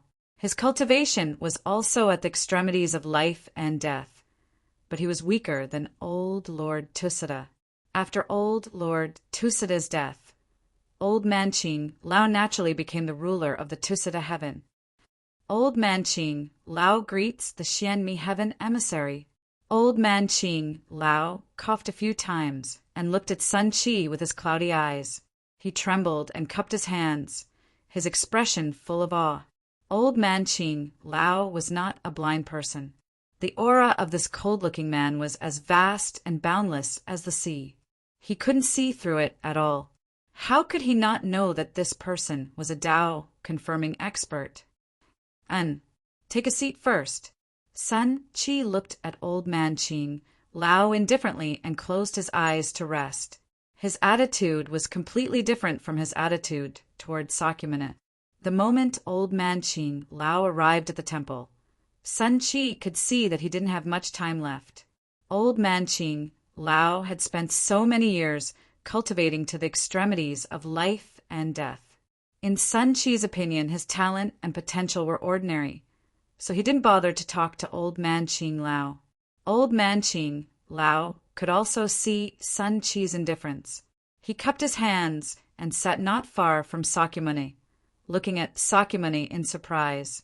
He actually felt an aura similar to Sun Chi on Sakyamuni. However, Sakyamuni's aura was restrained, making it difficult for Old Man Qing Lao to determine Sakyamuni's cultivation.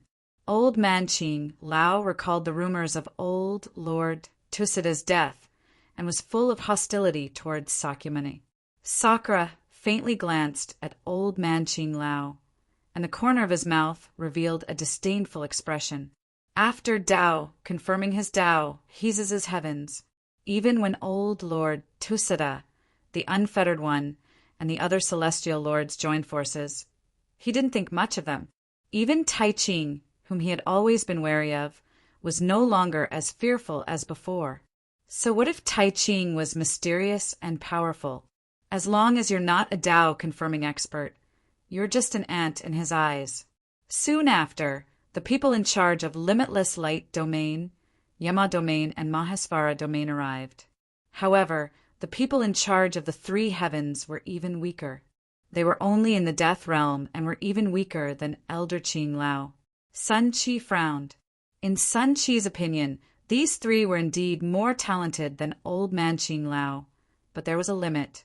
Baihong Hall had many cultivators with such talent, but they were only ordinary disciples. Even if they entered Xianmi Domain, it would be difficult for them to confirm their Tao. At this moment, there were 5 people sitting at the round table in the center of the temple. Sakyamuni was resting with his eyes closed. He was waiting for Zhuowen to appear. Zhuowen killed Great Brahma and became the lord of Great Brahma's heavens. Now that he received Sun Chi's invitation, he had to come. If he didn't come, he wouldn't be giving face to the messenger. Sun Chi would find trouble with Zhuowen even if he didn't do anything. It could be said that whether Zhuowen came or not, Sakyamuni's fate was already sealed. Of course, if he could kill that little bastard himself, Sakyamuni would be more than happy. Whoosh! Another 2 streaks of light shot over, revealing 2 beautiful figures. They were 2 graceful women. One of them was tall, but her face was covered with a veil and her eyes were slightly closed. As for the young woman standing beside the veiled woman, her appearance could be said to be peerless and devastatingly beautiful. Even Sun Chi couldn't help but be dazed for a moment when he saw this woman. Sun Chi rarely saw such a beautiful woman even in Xianmi Domain, but he actually saw her in such a remote corner of the 8 heavens. May I ask which heavens you represent? Sun Chi rarely asked. Among the 5 people who came, only Sakyamuni could make Sun Chi take the initiative to speak. Sun Chi didn't even want to talk to the other 4. 6 desires heavens, Lord of Heavens, Yao Xiangjuan. The beautiful woman's red lips parted slightly. After she finished speaking, her beautiful eyes fell on Sakyamuni, who was sitting in the temple, and she didn't hide the killing intent in her eyes. Sakyamuni slowly opened his eyes. He looked at Yao Xiangjuan in front of him, and a cruel smile appeared at the corner of his mouth. He said indifferently, "Your cultivation is quite fast. You've already reached the 2 extremities of life and death. It should be because of the heaven's origin, spring white snow, right? You were lucky that I didn't notice you, so you took advantage of the loophole to escape. But since you took the initiative to come here today, don't even think about escaping from me." After he finished speaking, Sakyamuni closed his eyes again. Yao Xiangjuan's cultivation speed really surprised him, but that was it. If he wanted to kill Yao Xiangjuan now, he could do it with a flip of his hand. It could be said that Sakyamuni didn't care much about Yao Xiangjuan, and even if he wanted to take action, he couldn't do it now. He could only wait until Sun Chi finished this meeting. Otherwise, he would lose face for Sun Chi. Sun Chi frowned as he looked at Sakyamuni and Yao Xiangjuan, who were confronting each other, and said in a deep voice, "Sit down first." Yao Xiangjue nodded and sat opposite Sakyamuni with Palace Master Jinyin. Her beautiful eyes stared at Sakyamuni. She still couldn't forget the scene when Sakyamuni killed Palace Master Wuju. She once swore that if she succeeded in her cultivation, she would avenge her master. She didn't disappoint. Relying on the 6 desires' heavenly domain's origin, spring white snow, her cultivation improved rapidly and reached the peak of the 2 extremities of life and death. In her opinion, Sakyamuni should be a half-step heavenly lawmaster. The gap between her and Sakyamuni wasn't big. Coupled with her trump card, she knew that she might have a chance to defeat Sakyamuni. After waiting for a while, Sakyamuni opened his eyes and looked at the starry sky outside the temple. His eyes revealed a trace of coldness. He knew that the people from the great Brahma domain were coming. Looks like we're going to meet this little bastard again. This time, I must eliminate all future troubles. Chapter 26:20. Like water and fire, the stream of light shot out from the cold and empty starry sky at an extremely fast speed and soon landed in the divine temple. The stream of light faded away, revealing 3 figures. The one in the lead was also a peerless beauty. The woman wore a pale white robe, and her long hair draped over her waist like a stream of light. Her beautiful face revealed a cold aura. This woman's appearance was absolutely rare in the secular world. She was almost the same as Yao Xiangjue. Moreover, this woman's temperament was too cold, like a snow lotus at the peak of a snowy mountain. On the contrary, she added a trace of charm and attraction compared to Yao Xiangjue. The moment Sun Qi saw the woman, although he was mentally prepared, he was still dazed for a moment. He couldn't help but ask, "Are you representing the Hua Xia heavenly region or the great Brahma heavenly region?" Sun Qi had investigated the 8 heavenly regions in advance, so he naturally knew the general situation of the 8 heavenly regions. Now that the representatives of 6 heavenly regions had come, only the Hua Xia heavenly region and the great Brahma heavenly region were left, he asked this question. The cold woman said indifferently, "I'm representing the great Brahma heavenly region to come to the huge divine temple." Sun Qi nodded and made a gesture of invitation. The cold woman led the 2 people behind her to sit down naturally. Sakyamuni narrowed his eyes and stared at the cold woman. He said indifferently, "Mu Qinsha, I didn't expect you to come. Is that Zhuowen going to be a coward?" Although Sakyamuni had never met Mu Qinsha, his clone Yang, he was Mu Qinshua's senior brother, so he was no stranger to Mu Qinshu. Sakyamuni also found that Mu Qinshua's cultivation had already reached the life and death extremes. He also didn't know why, but he felt that there was an unknown power in Mu Qinshua's body.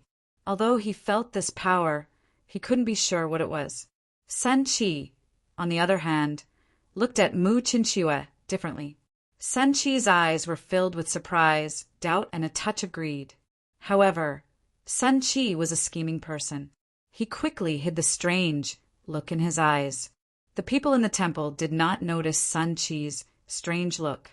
Mu Qinshu coldly glanced at Sakyamuni, her brows furrowed. Although Sakyamuni's aura was faintly discernible at the moment, she could feel a shiver from Sakyamuni. Mu Qinshu was very clear about her own strength. Ever since she had awakened the mysterious phoenix bloodline in her body, her cultivation speed had been extremely fast.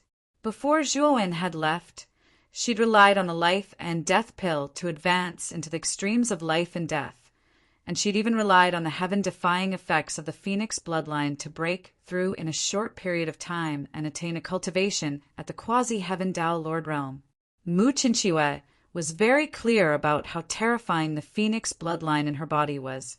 Although her cultivation was only at the quasi-heaven Dao Lord realm, she was very clear that her strength was much stronger than ordinary quasi-heaven Dao lords. As for how strong she was now, Mu Qinshu herself was not very clear. After all, there were no Dao validation experts in the 8 heavens. Even quasi-heaven Dao lords were very rare. ever since she'd broken through to the quasi-heaven Tao Lord realm. She hadn't really fought with her full strength.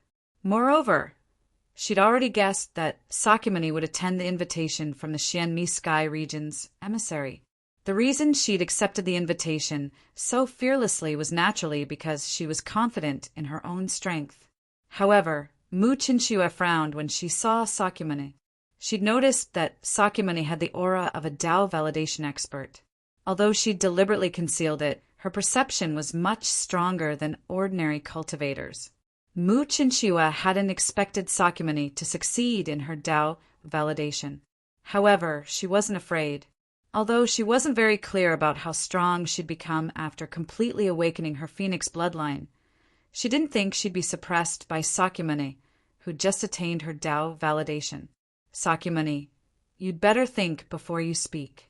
My husband has something to do and can't come, so I'm temporarily acting as the ruler of the great Brahma Sky region. Moreover, if he really comes, killing you will be as easy as blowing off dust, Mu Chinchua said indifferently. The other cultivators at the table sneered when they heard Mu Chinchua's words. They'd heard of Zhuowen's name and knew that he'd destroyed the great Brahma Sky region in one move. However, they knew very well what kind of person the great Brahma Sky region was. Not only was he ranked last among the rulers of the Sky region, but his strength was also inferior to theirs. He was only at the life enlightenment realm and could be said to be very weak. In their opinion, if they were to face the great Brahma Sky region, they could also destroy him in one move. Therefore, Mu Chinchua's words were simply nonsense to them. However, Yao Xiangjuan took another look at Mu Chinchua. She hadn't expected that this beautiful woman in front of her, who wasn't any weaker than her and had an even colder temperament than her, was actually Zhuowen's Tao companion. No wonder Big Brother Zhuo couldn't forget her back then. She does have such charm. Yao Xiangjuan couldn't help but think of Zhuowen's figure in the space-time quicksand river.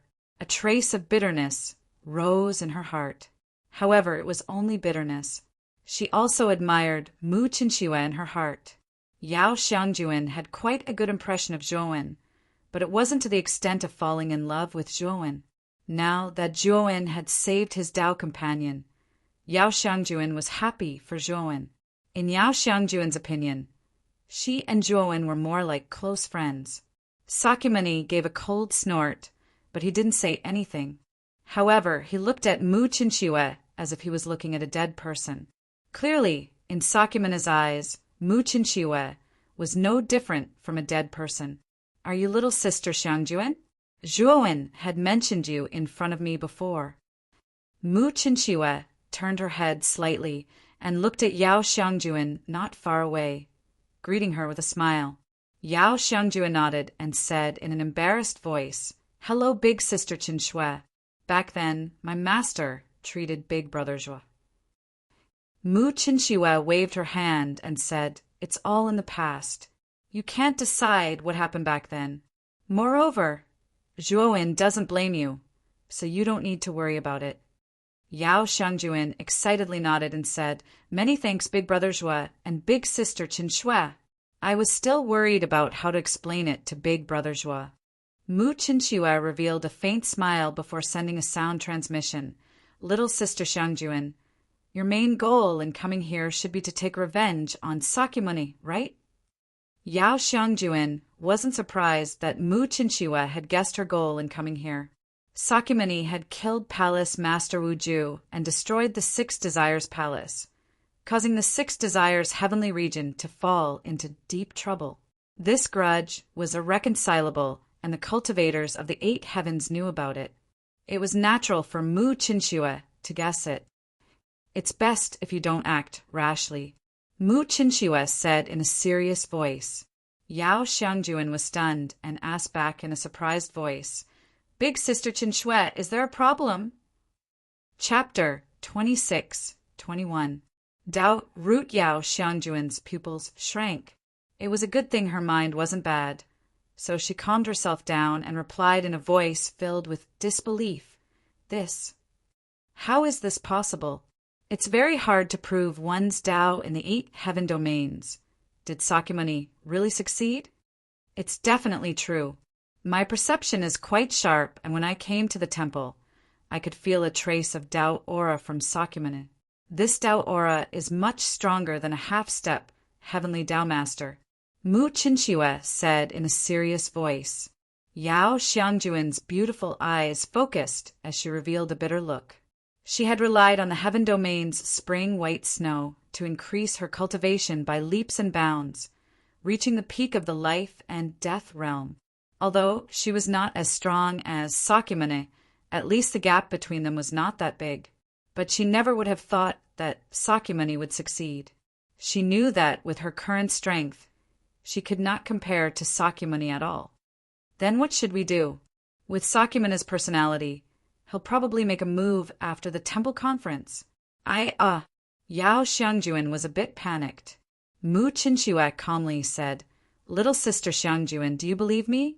If you're willing to believe me, then follow me after the conference.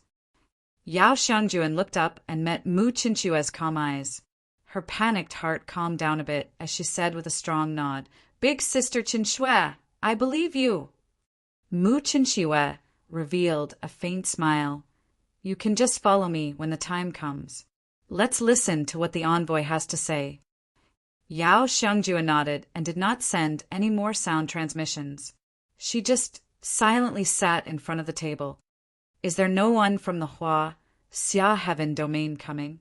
After waiting for a while, Sun Qi was a bit impatient as he coldly said. Sakyamuni also knit his brows. Hua Xia heaven domain's Tai Ching had always been a large worry in his heart. Now that he had proven his Tao and his strength had increased, he naturally hoped to meet Tai Ching again and fight with him. Sakyamuni was brimming with confidence, and he wasn't particularly fearful of his greatest enemy.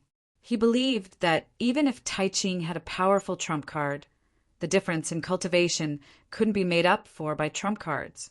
This time, he planned to trample Tai Ching under his feet. Sun Qi waited for a while, but his face became more and more unsightly.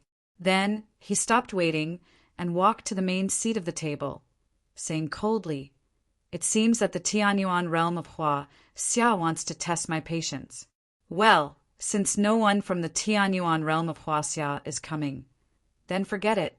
I'll tell you first. Everyone at the table looked at each other, some of them gloating in their hearts. They knew that the 3 liquidators of the heaven realm of Hua Xia had thoroughly offended this emissary.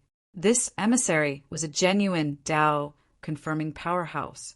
If such a powerhouse was angered, it would be very terrifying. Sakyamuni frowned slightly. He had interacted with Tai Ching the most and more or less understood his personality. If Tai Ching had received Sun Qi's invitation, it was impossible for him not to come. After all, Tai Ching was more cunning and scheming than him.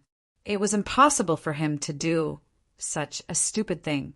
But the reality was that no one from the Tianyuan realm of Hua Xia came.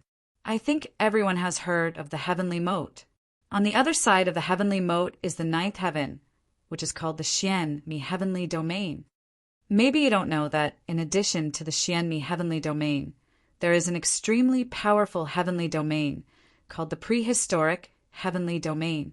There is no human race in the prehistoric heavenly domain, but there are many non-human races, such as the Devouring Clan, the Witch Clan, and so on. And this time I came to the 8 heavenly domains for the prehistoric heavenly domain. Next, Sun Qi began to patiently explain the dangers of the Xianmi heavenly domain and the prehistoric heavenly domain. In the 6 desires heavenly domain of the 8 heavenly domains, there was a gap between the prehistoric heavenly domain and the 8 heavenly domains. At this moment, this gap was still sealed, but if it was opened, then countless terrifying races from the prehistoric heavenly domain would descend, and the 8 heavenly domains would be utterly unable to stop the terrifying races from the prehistoric heavenly domain.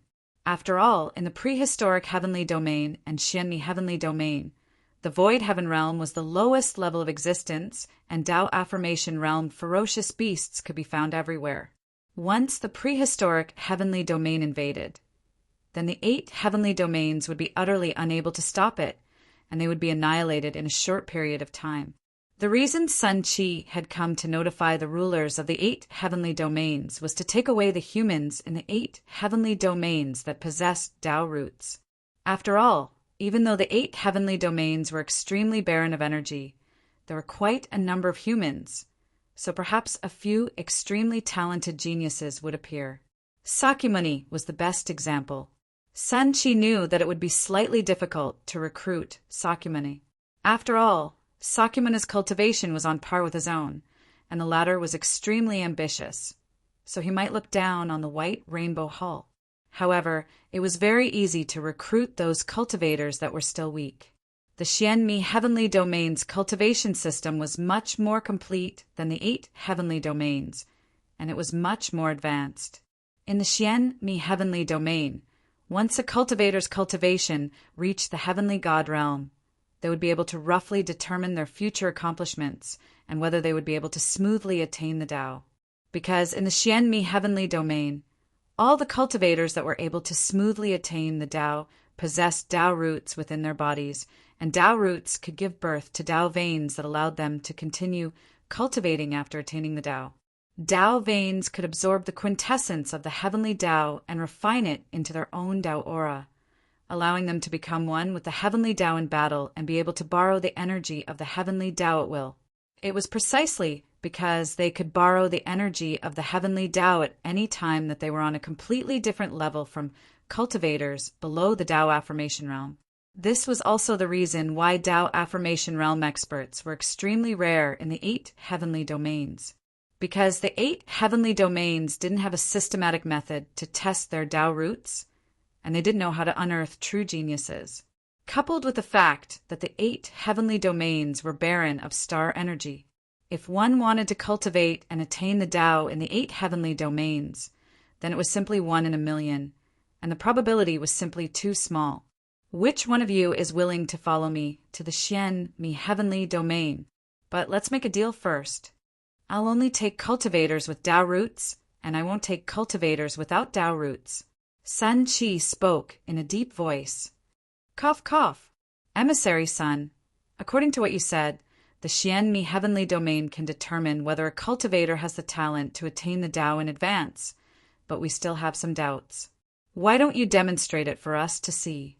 Old Man Qing Shui coughed and spoke. The others revealed curious expressions as well. This was the first time they'd heard of Tao roots. In their countless years of cultivation, the 8 heavenly domains had judged a cultivator's talent by their cultivation speed. Those who cultivated quickly naturally had high talent, and those who cultivated slowly naturally had low talent. Sakyamuni revealed a curious expression as well. This was the first time he'd heard of Tao roots as well, and he really wanted to see if any of them possessed Tao roots.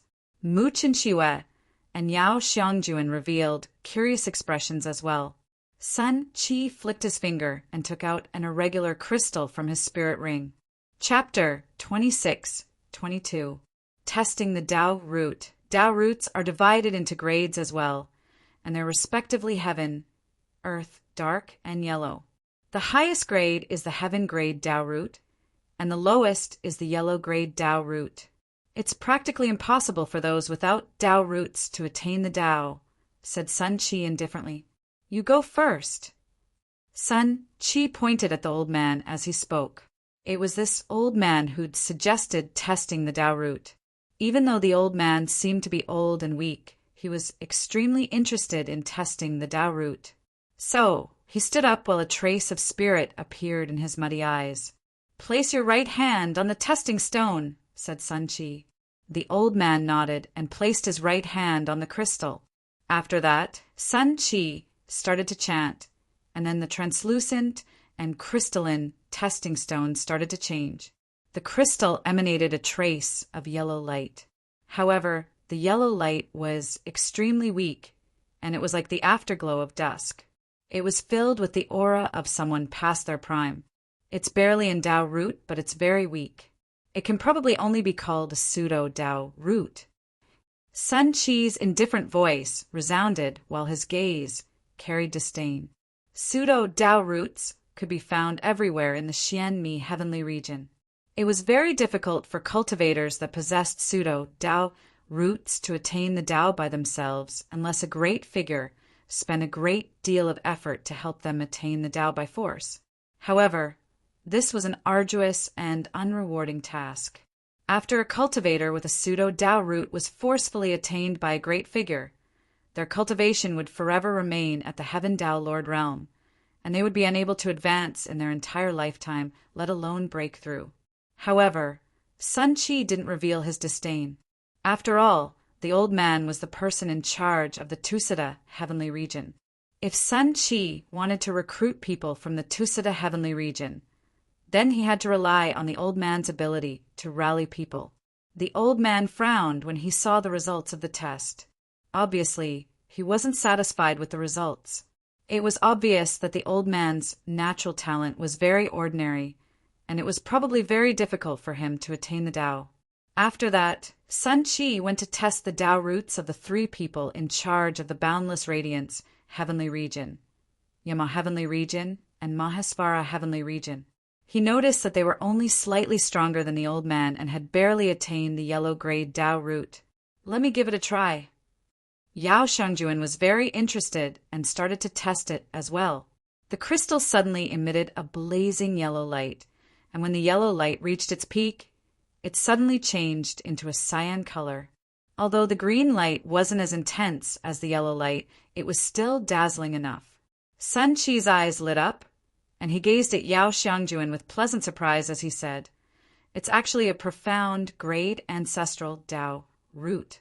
Miss Yao, it's truly a waste of your natural talent not to head to the Dark Valley heavenly region. Come back with me, and my White Rainbow Hall will definitely place emphasis on fostering you.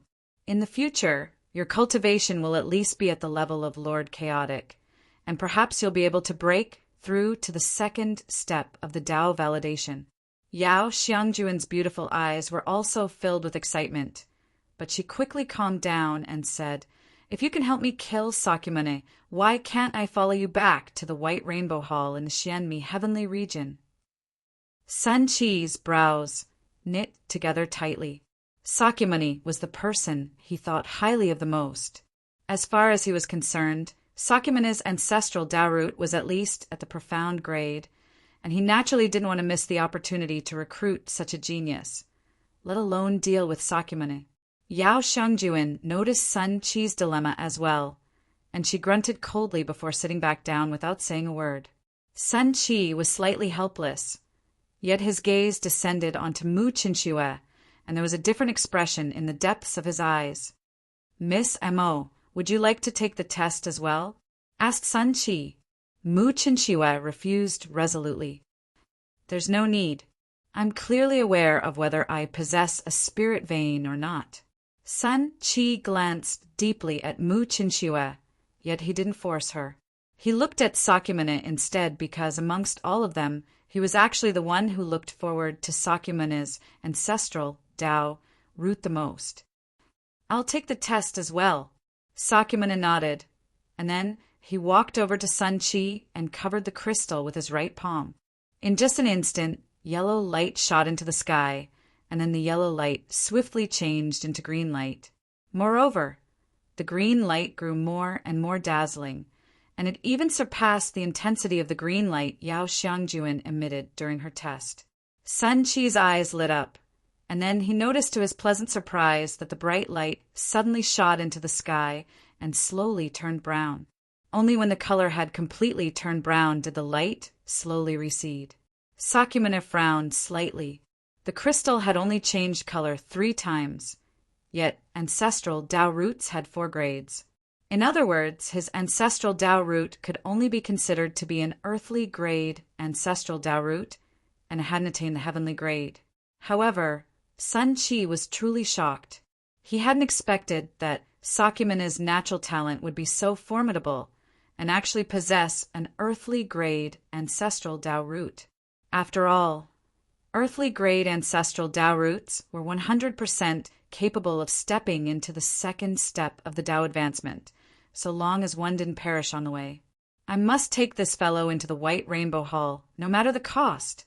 Sun Chi's eyes revealed a wisp of bright light, and his gaze towards Sakyamuni grew even brighter. At the same time, there was a wisp of gloominess in his gaze.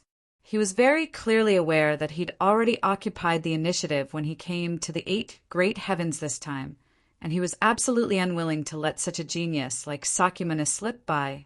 If Chun-Shi was taken by another power, then it would absolutely be a huge loss to the White Rainbow Hall. He decided to invite Sakyamuni again.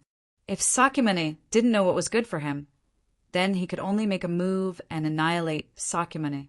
After all, annihilating such a genius with his own hands was better than falling into the hands of another power.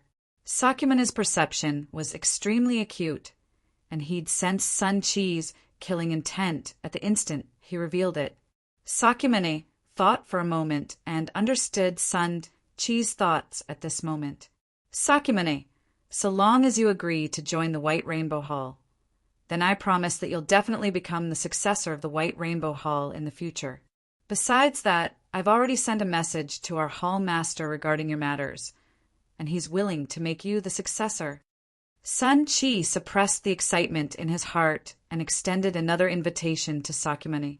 Sakyamuni fell into silence.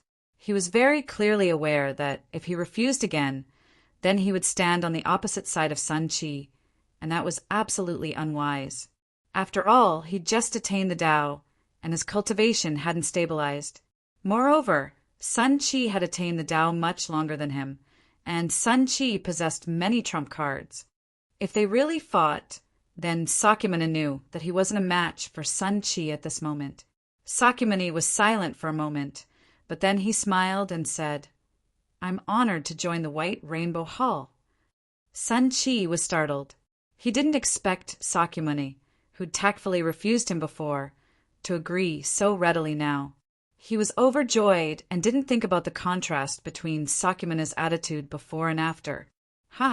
Sakyamuni, don't worry. If you join our White Rainbow Hall, we'll do our best to cultivate you in the future and help you step into the second step of Tao validation as soon as possible. Sun Chi laughed. Sakyamuni just nodded slightly, but then he looked at Mu Qinxue and Yao Shangjuan and said with a smile, "Senior brother Sun, when the time comes, you're welcome to come to the Sakyamuni domain to recruit people. But before that, I may have to deal with some grievances." Sun Chi was startled, but he quickly recovered and looked at Mu Qinxue and Yao Shangjuan and said with a smile, "Do you need my help?" Sakyamuni grinned and said, "There's no need to trouble senior brother Sun with such trivial matters." Yao Shangjuan and Mu Qinxue's expressions changed drastically. They didn't expect such a thing to happen. Looking at Sun Chi's appearance, they were afraid that he was going to help Sakyamuni. Chapter 26-23. The Phoenix Bloodline Emissary Sun, this isn't right? It was you who invited us here. Is this how you treat your guests? Mu Qinxue spoke, rather calmly. Yao Xiangjuan even said furiously, "Emissary Sun, you're being biased." A wisp of a smile appeared on the corners of Sun Chi's mouth, and he said indifferently, "Young missus, I didn't make a move, and I'm just keeping watch for the two of you. This divine temple is an ancient ruin after all. What if the two of you accidentally destroy this divine temple?" As he spoke, Sun Chi flicked his sleeve, and a terrifying energy of the Tao surged out explosively and instantly enveloped the entire divine temple. Mu Qinxue and Yao Xiangjuan's beautiful faces turned gloomy when they sensed this energy of the Tao enveloping them. Sun Chi was a peak expert at the Heaven Tao Lord Realm after all, and he was able to mobilize the energy of the Heaven Tao. The energy of the Heaven Tao that covered the surroundings of the divine temple was extremely formidable, and they might not be able to blast it open even if they joined forces. Sakyamuni glanced at Sun Chi as well. Merely this move of Sun Chi's was something he was unable to accomplish. Moreover, he was able to sense that the energy of the Heaven Tao that Sun Chi grasped was much stronger than him. However, Sakyamuni didn't feel dejected. After he found out that his ancestral Tao root was an Earth-grade ancestral Tao root, He knew that he was a genius even in Xianmi Heaven region. So long as he headed to Xianmi Heaven region, he was very clearly aware that he would be able to surpass Sun Qi with ease, and he would be able to attain a state that even Sun Qi had to look up to in the end. Merely based on the important Sun Qi attached to him, it was obvious how rare and formidable his ancestral Tao root was. Sun Qi glanced at Mu Qinxue and Yao Xiangjuan with slight pity instead. These two women's appearances were extremely rare even in the Xianmi heavenly domain. Moreover, these two women's Tao roots were not bad. Unfortunately, Sakyamuni, who possessed an even higher grade ancestral Tao root, had chosen his Baihong Hall, and there was enmity between Sakyamuni and these two women. So, it was naturally impossible for Sun Qi to help these two women, nor did he intend to take them into his Baihong Hall. After all, now that he had a better choice, he could naturally abandon these two women at any time. He just felt that it was a pity. When Elder Qing Lao and the other three saw this scene, they were all shocked and bewildered, especially when they realized that Sun Qi had used the power of the Way of the Heavens to seal the temple. The four of them were even more terrified. Facing a Tao-confirming powerhouse, the four of them didn't have the slightest courage to resist. "The four of you, come to my side. How about we leave together after the three of them have settled their grudges?" Sun Qi said with a smile. Elder Qing Lao and the other three naturally didn't have any objections. They gathered around Sun Qi and stared fixedly at Sakyamuni, Mu Qinxue, and Yao Xiangjuan. They had a feeling that Sakyamuni wasn't simple, especially when Sakyamuni stood up. The Taoist rhyme emanated was extremely powerful. Even though it wasn't as powerful as Sun Qi's, it wasn't too far off.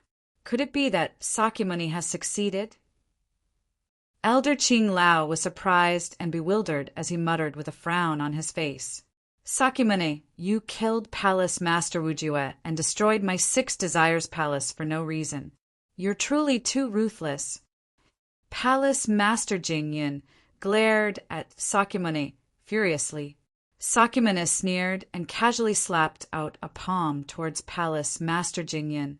Even though the golden palm was only around 3 meters in size, the aura on it was extremely terrifying, especially the Taoist rhyme that emanated from it. It seemed to be able to affect one's mind. Palace Master Jingyin's expression changed drastically. She actually trembled in front of the golden palm and couldn't muster up any thoughts of resistance. "Uncle Master Jingyin, watch out!" Yao Xiangjuan cried out and stood in front of Jingyin. She formed a seal with her jade-like hands and slapped the empty space. Immediately, the empty space distorted and surged out like a torrent, smashing against the golden palm. Boom! The golden palm was stopped by this invisible force for a moment. However, it was quickly crushed by the invisible force and continued to attack Yao Xiangjuan.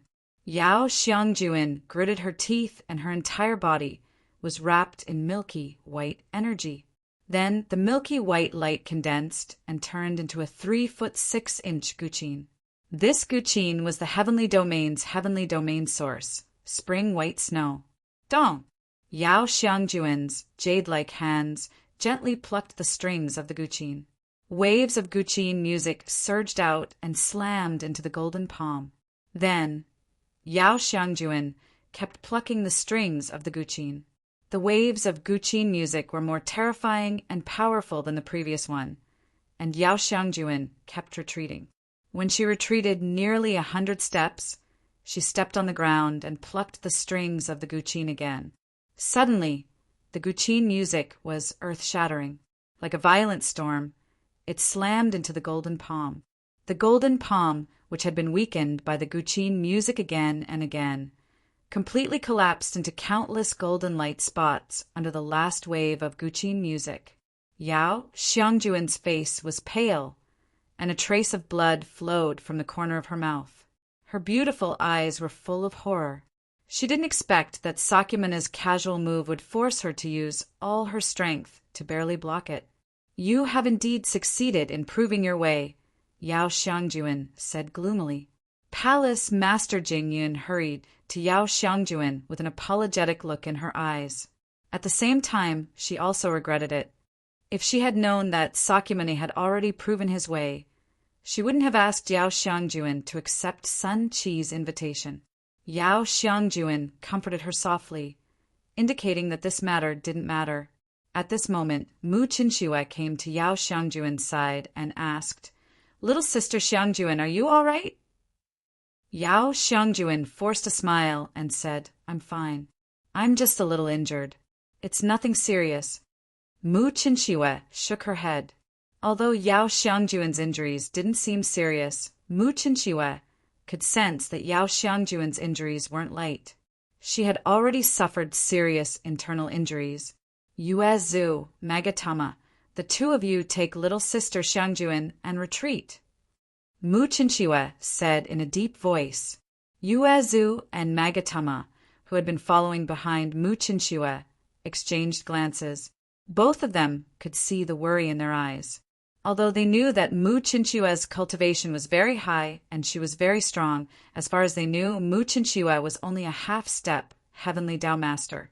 She was still half a step away from becoming a Heavenly Tao Master. Although it was only half a step, it was like a heavenly moat that was unreachable. They didn't know that Yao Xiangjuan could barely take a casual move from Sakyamuni.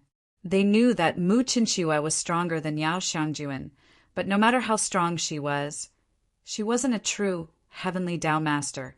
However, this was Mu Qinxue's order after all, so they had no choice but to obey. Big Sister Qinxue isn't Sakyamuni's match. I'll go with Big Sister Qinxue, Yao Xiangjuan quickly said. However, as soon as Yao Xiangjuan finished speaking, she looked at Mu Qinxue's back in front of her in shock. She saw that Mu Qinxue's body was surrounded by flowing flames. Following the clear cry of a phoenix, Mu Qinxue's aura began to increase, becoming more and more terrifying. The flowing flames quickly moved around Mu Qinxue's body.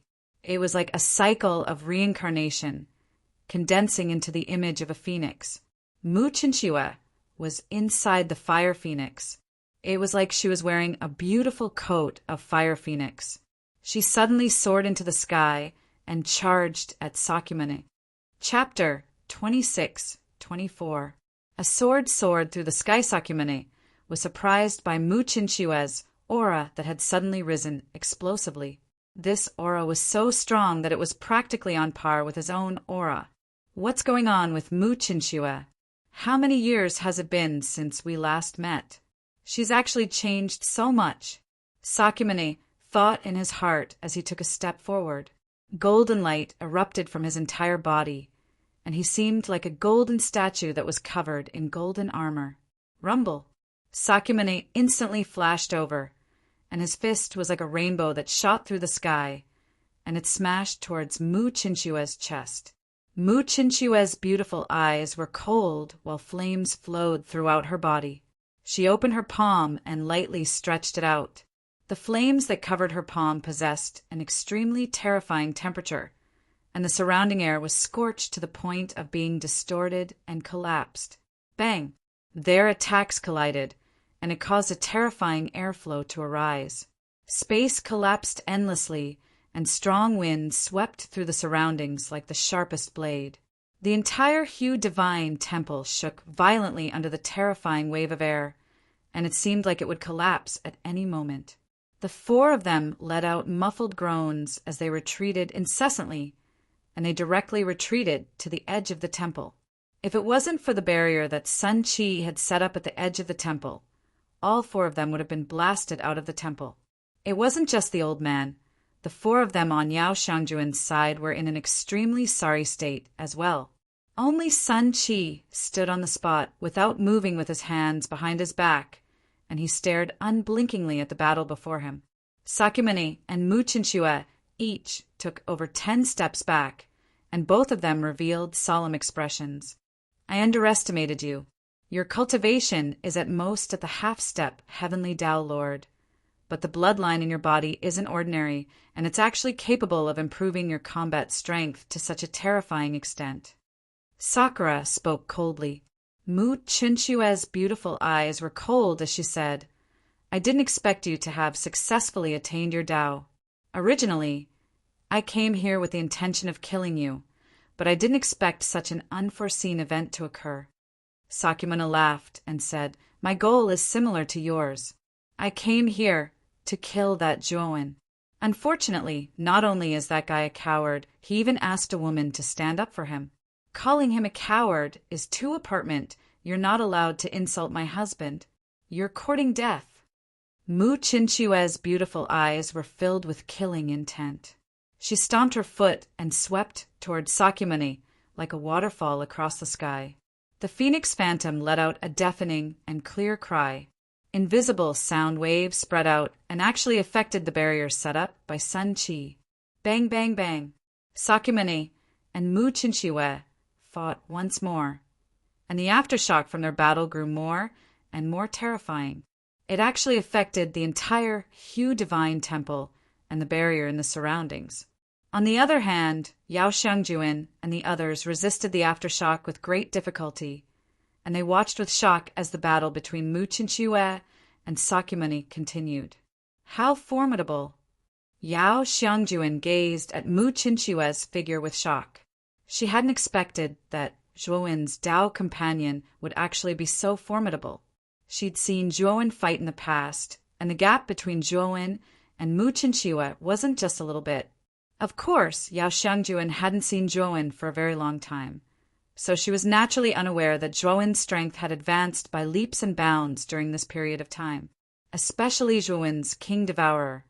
His strength had arrived at a freakish state. Crack! Suddenly, countless cracks appeared on the surface of Hu Divine Temple, and even the barrier around it started to shatter and collapse. Rumble! The Hu Divine Temple finally couldn't withstand the battle between Sakyamuni and Yao Xiangjuan, and it completely collapsed. The barrier around it was also completely shattered. Qin Jiao and the others quickly escaped from the Hu Divine Temple, and they looked at the ruins of the Hu Divine Temple with lingering fear.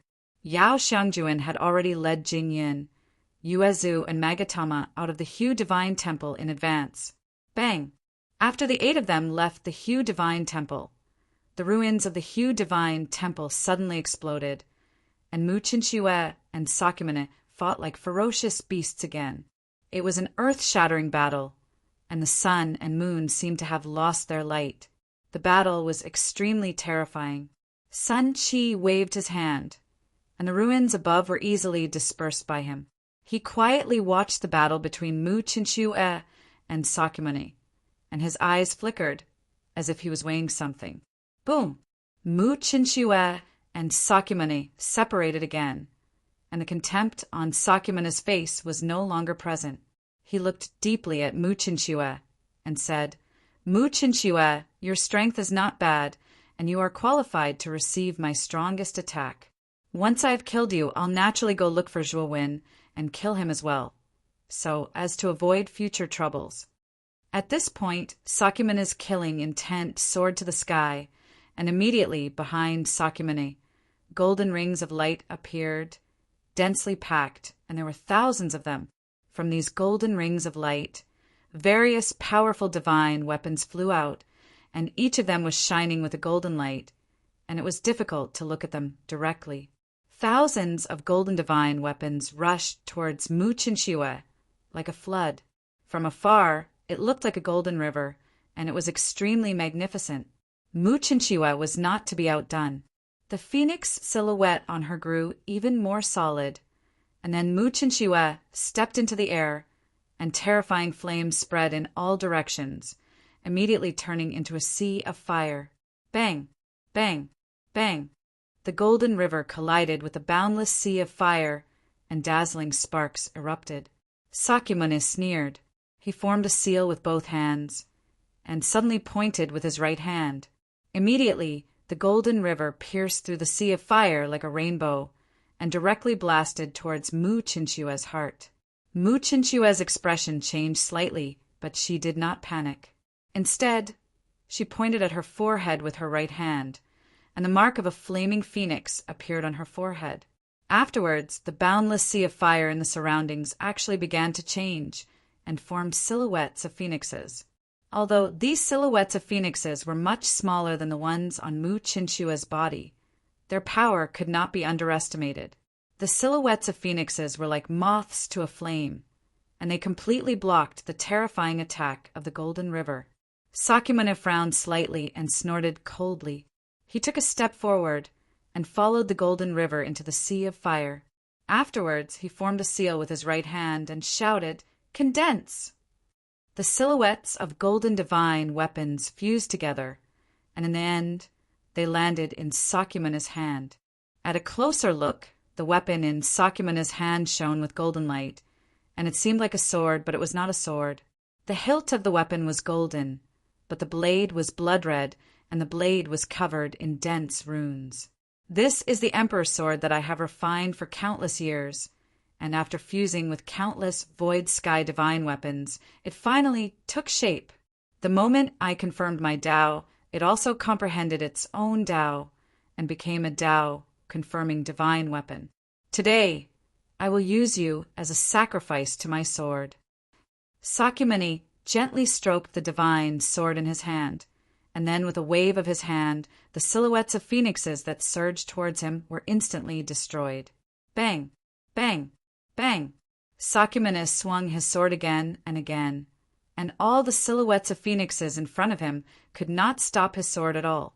A sword across the sky, and there was nothing it could not destroy. Chapter 26-25. I'm here to kill you. This is bad, big sister Qin Shui. Yao Xiangjuan saw this scene and couldn't help calling out. Yuezu and Magatama both revealed looks of worry. The strength Sakyamuni displayed was too terrifying. They were all worried that Mu Chinshui wouldn't be able to block Sakyamuni's strongest attack. Mu Chen Shui knitted her brows as a solemn expression appeared in her beautiful eyes. Soon after, she clenched her jade-like hand. Immediately, the surrounding phoenix phantoms merged into her body, causing the phoenix phantoms on her body to become even more solid and powerful. Pung!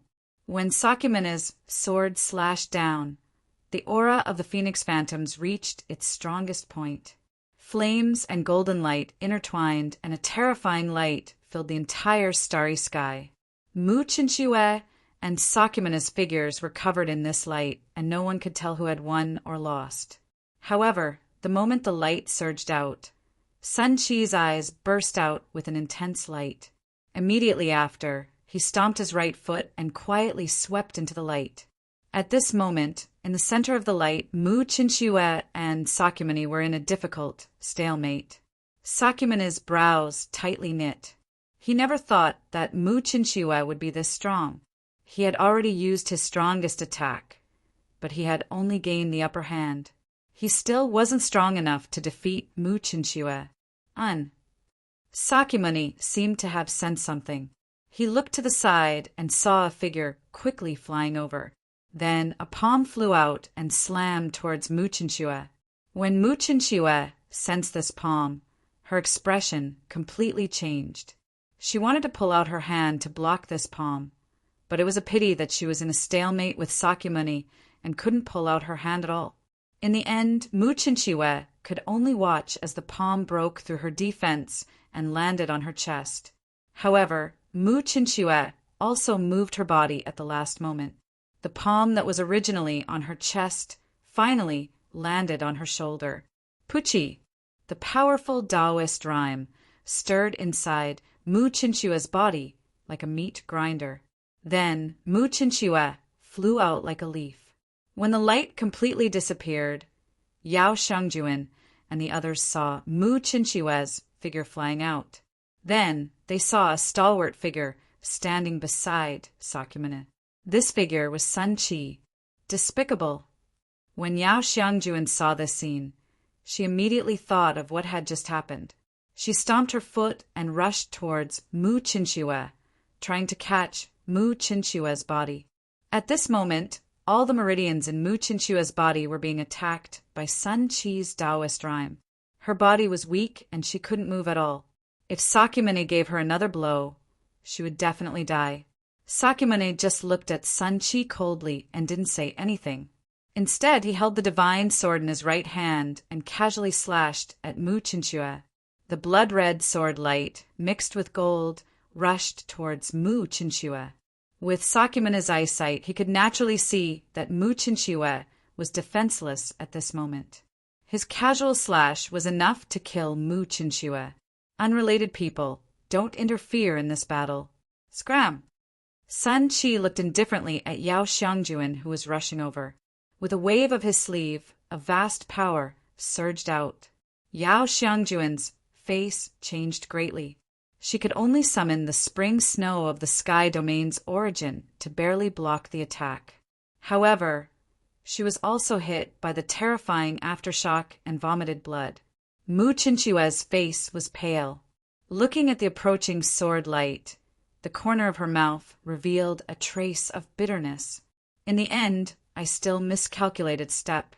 This time, I came to the Hu Temple too impulsively. I don't know if my husband will blame me for acting on my own initiative and being too willful.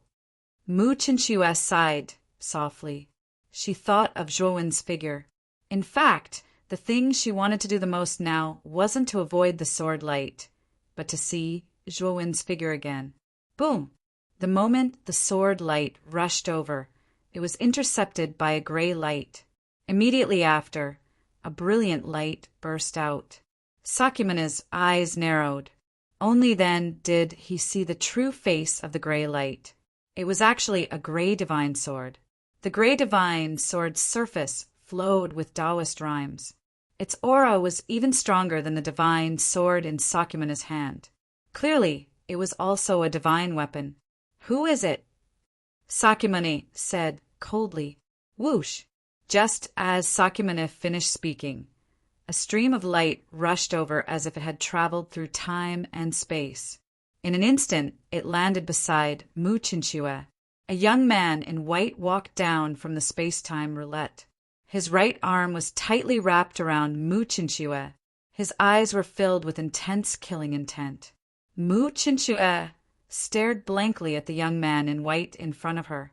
She cried tears of joy and said, "Husband, you actually came here?" Zhuowen sighed softly. Looking at the injuries on Mu Chinchua's body, his eyes became gloomier.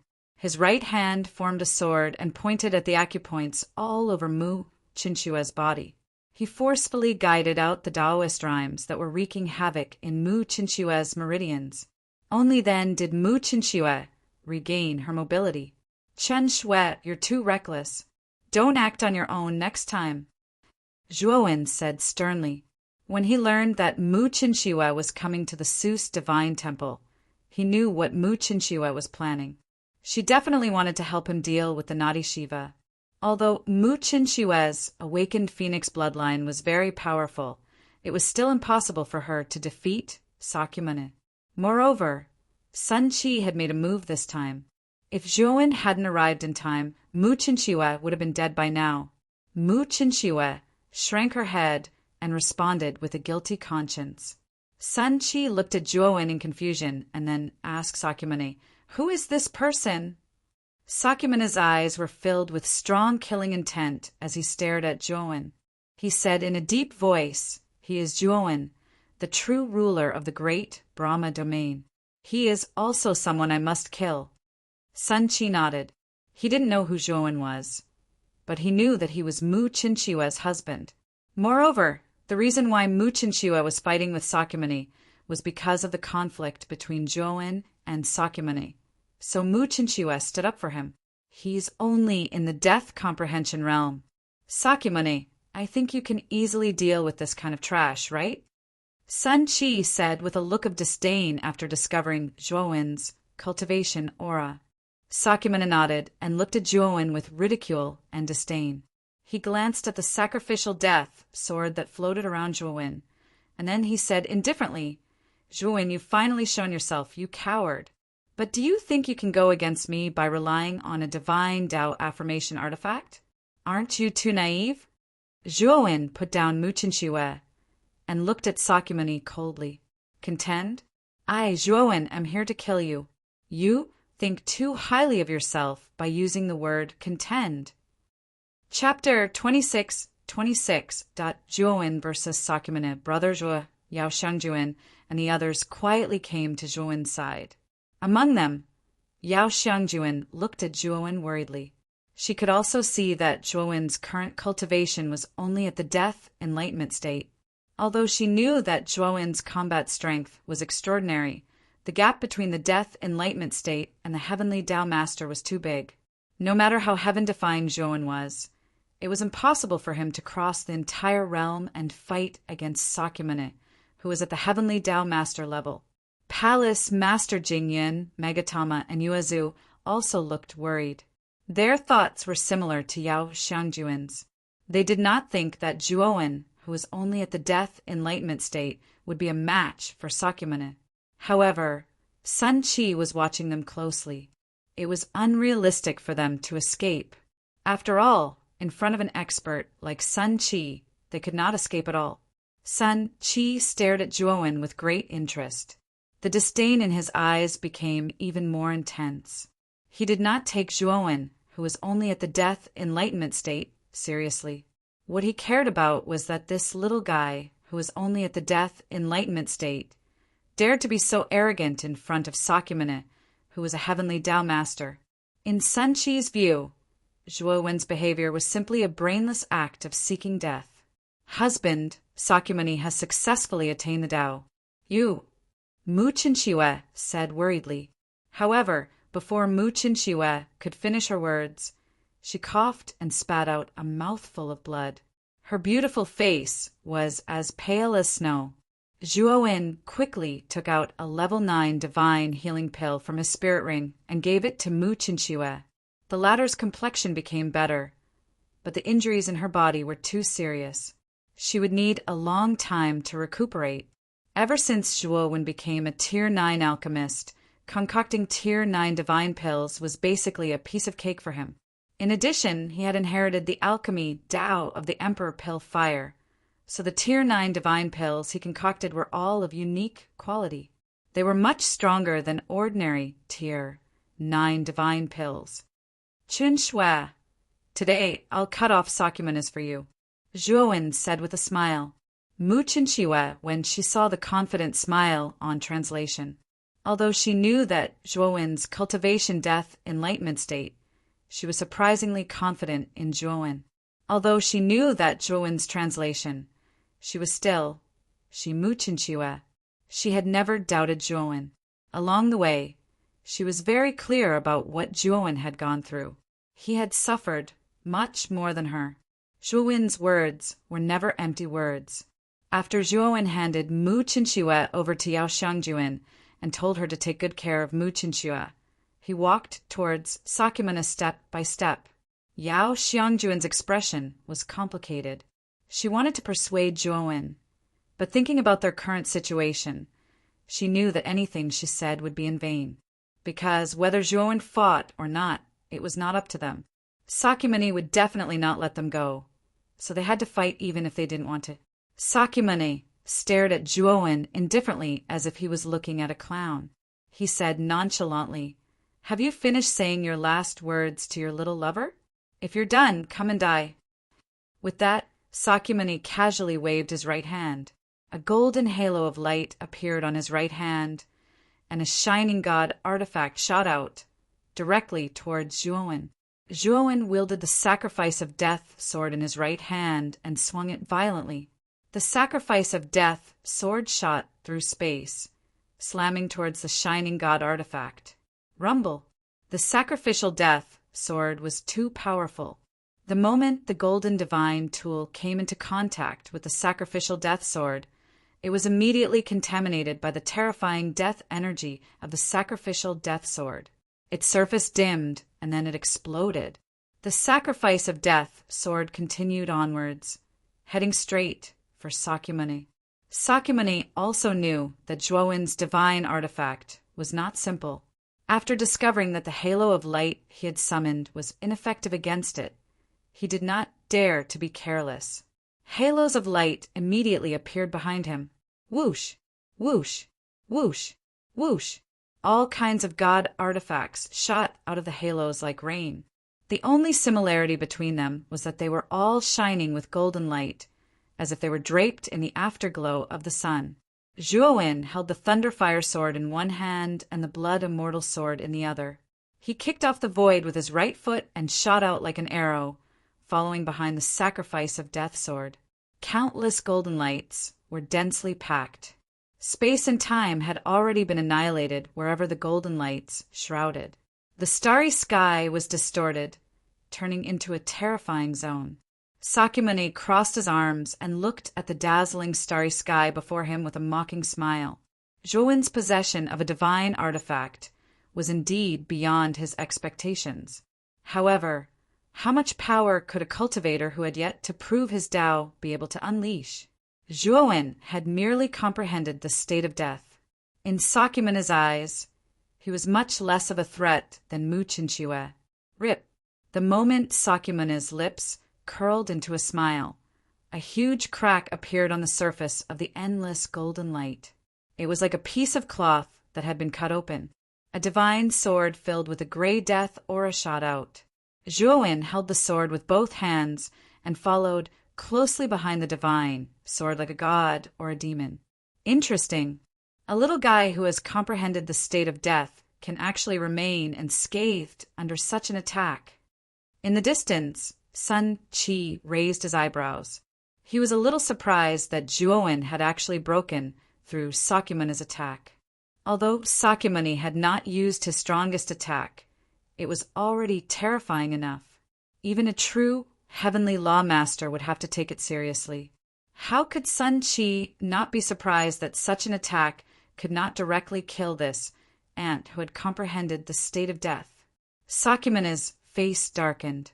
He looked at the sacrificial death sword in front of Zhuowen and was moved. He had underestimated the divine weapon in Zhuowen's hand. Sakyamuni had never thought that Zhuowen, whose cultivation level was only at the state of death, would have the strength to contend with him. Therefore, he attributed all his guesses to the sacrificial death sword in Zhuowen's hand. Slash! Sakyamuni formed a seal with his right hand. Suddenly, countless golden lights gathered in his right hand. He began to use the move that he had used against Mu Chinchue earlier. Countless golden lights gathered in his palm and finally formed a golden sword hilt. Then, blood-red patterns gushed out from the end of the sword hilt. Sakyamuni held the sword hilt and suddenly slashed at Zhuowen. Instantly, countless sword rays shot out like a boundless galaxy and smashed into the sacrificial death sword. Bang! The sacrificial death sword, which had been unstoppable, suddenly stopped moving forward. Sakyamuni sneered and said, "That's it. You can only rely on this divine weapon to possess this level of strength." As he spoke, Sakyamuni had already shuttled through the golden light. Step by step, he moved so fast that it was as if he had teleported. In an instant, he appeared in front of Zhuowen. Sakyamuni swung the divine sword in his hand and blocked the sacrificial death sword. Then he stabbed directly at Zhuowen's vital points. Oh no! Yao Xiangjuan's beautiful eyes narrowed when she saw this scene. She was as anxious as an ant on a hot pan. Yuezhu, Magatama, and Palace Master Jingyan all sighed. They knew that Zhuowen was no match for Sakyamuni. Zhuowen was already at his wits' end. If nothing unexpected happened, Sakyamuni's sword would be enough to severely injure Zhuowen or even kill him on the spot.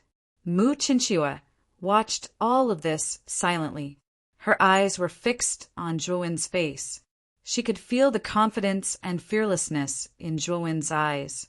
Chapter 26-27. Zhuowen's promise, slaughtering Dao finger. Zhuowen pointed with his right finger. Instantly, the surrounding heavenly energy gathered at the tip of his finger.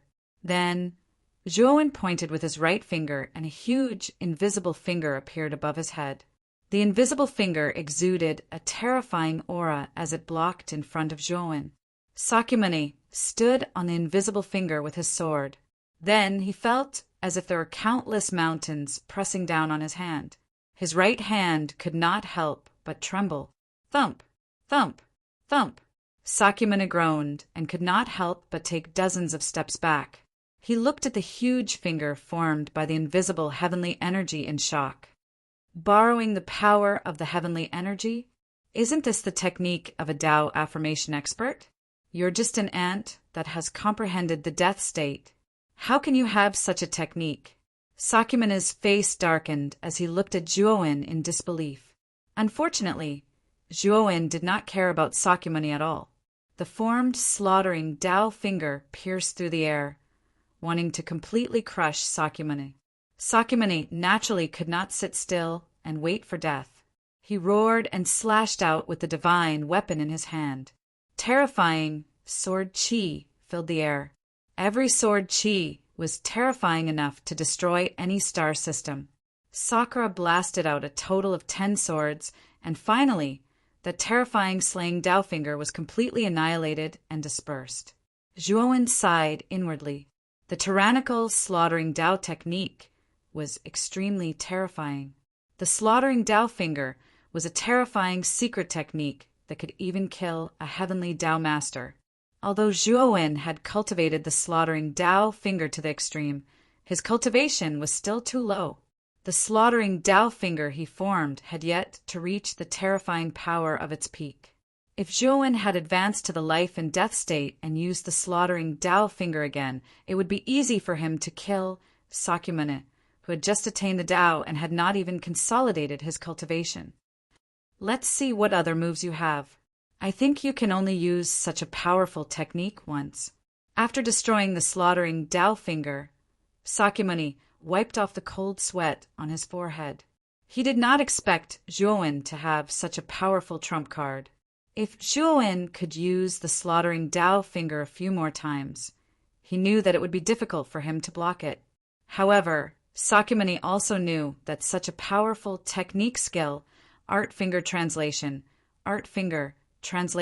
was only in the death realm. It was already very difficult for him to use this move once, let alone multiple times. Moreover, Sakura even saw that Zhuowen's face was slightly pale.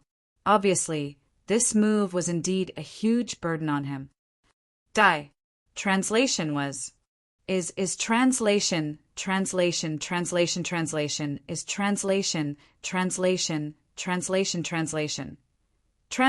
Tao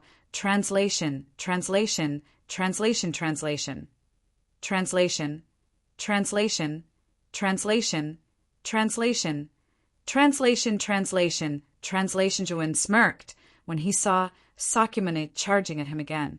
He knew that the fish had taken the bait. When Sakyamuni was 100 meters away from Zhuowen, Sakyamuni's eyebrows twitched and his expression changed drastically. The twitching of his eyebrows meant that something dangerous was about to happen.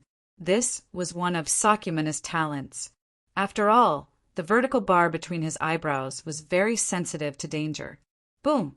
Boom! Not waiting for Sakura to react, Zhuowen, who was in front of him, had already pointed out his finger once again, and moreover, he had continuously pointed out 4 times in the void. In an instant, for slaughtering fingers of Tao swept through the air, splitting into 4 different directions as they headed straight for Sakyamuni.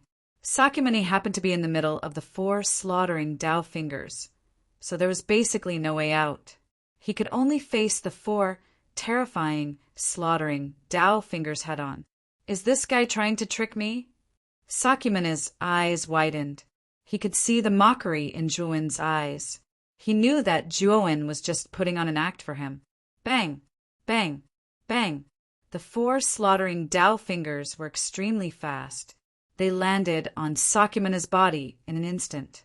Sakyamuni fought with his life on the line.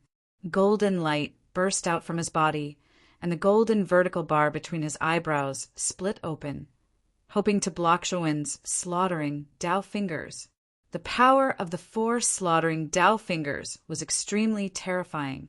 Amidst the endless golden light, apart from the ear-piercing explosions, there was only Sakyamuni's miserable shrieks.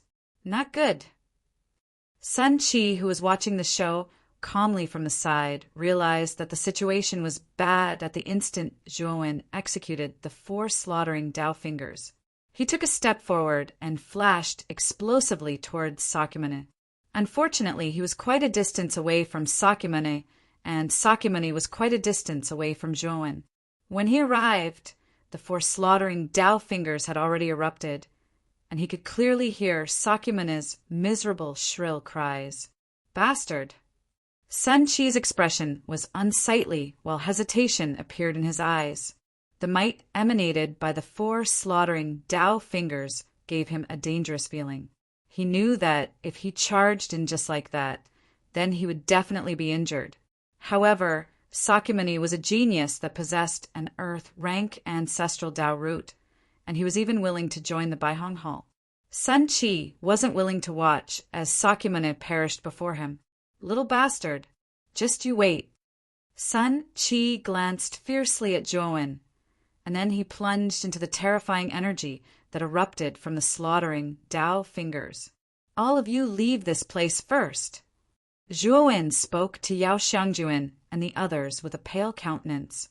After executing the 4 slaughtering Dao fingers, Zhuowen's countenance couldn't help but turn pale as well because it consumed quite a bit of his strength. "Let's go together." Yao Xiangjuan gazed at Zhuowen as she spoke. Even though Zhuowen's sudden execution of the 4 slaughtering Dao fingers to heavily injure Sakyamuni had exceeded Yao Xiangjuan's expectations, it wasn't just Sakyamuni who was here, and Sun Qi was here as well. Sun Qi wasn't a rookie, like Sakyamuni that had just stepped foot into the Heaven Dao Lord realm. Sun Qi had been a Heaven Dao Lord for a few thousand years, and his strength was much more formidable than a rookie like Sakyamuni. Moreover, Sun Qi had come from the Xianmi heavenly realm, so he definitely possessed extremely powerful mystical powers. Yao Xiangjuan didn't think that Zhuowen had any chance of winning against Sun Qi. However, Zhuowen shook his head and said, "If I don't cut off Sakyamuni's head today, I don't intend to give up." Yao Xiangjuan's brows furrowed in anger, and she couldn't help but glance at Mu Qinxue. She knew that this was a promise that Zhuowen had made to Mu Qinxue. As long as Mu Qinxue persuaded Zhuowen, the latter would definitely stop.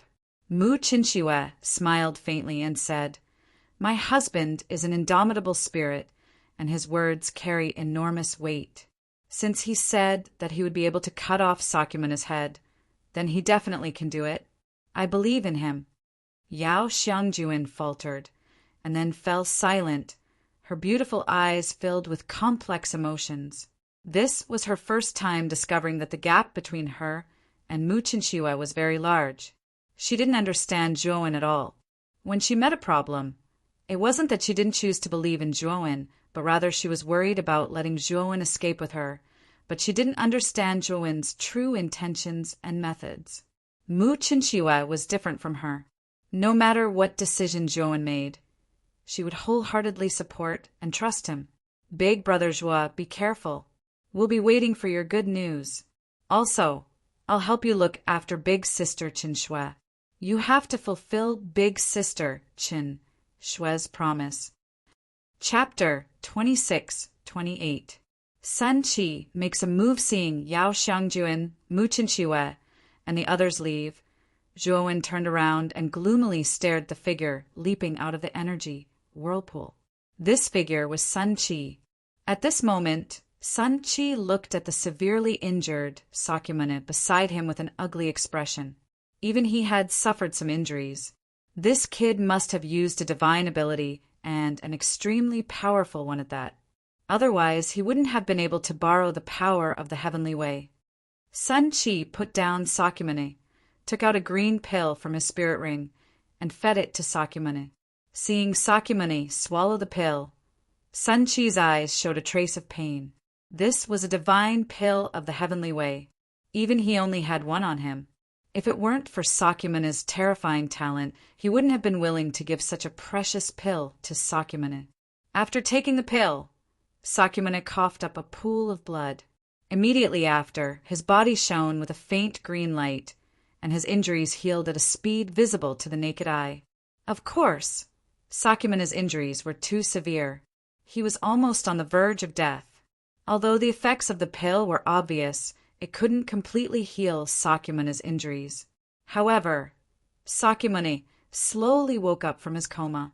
As if realizing something, Sakyamana's face darkened. His eyes were filled with rage. Then he looked at Juoin, who was hovering in the air nearby, and the fury in his eyes burned even more. Juoin, what else can you do apart from using some dirty tricks? Sakyamuni said coldly, I can still kill you. Juoin sneered and took a step forward. Like a streak of light, he streaked across the starry sky toward Sakyamuni. The death sacrifice sword was filled with the aura of death. Sakyamuna's expression changed slightly. His current condition was extremely poor.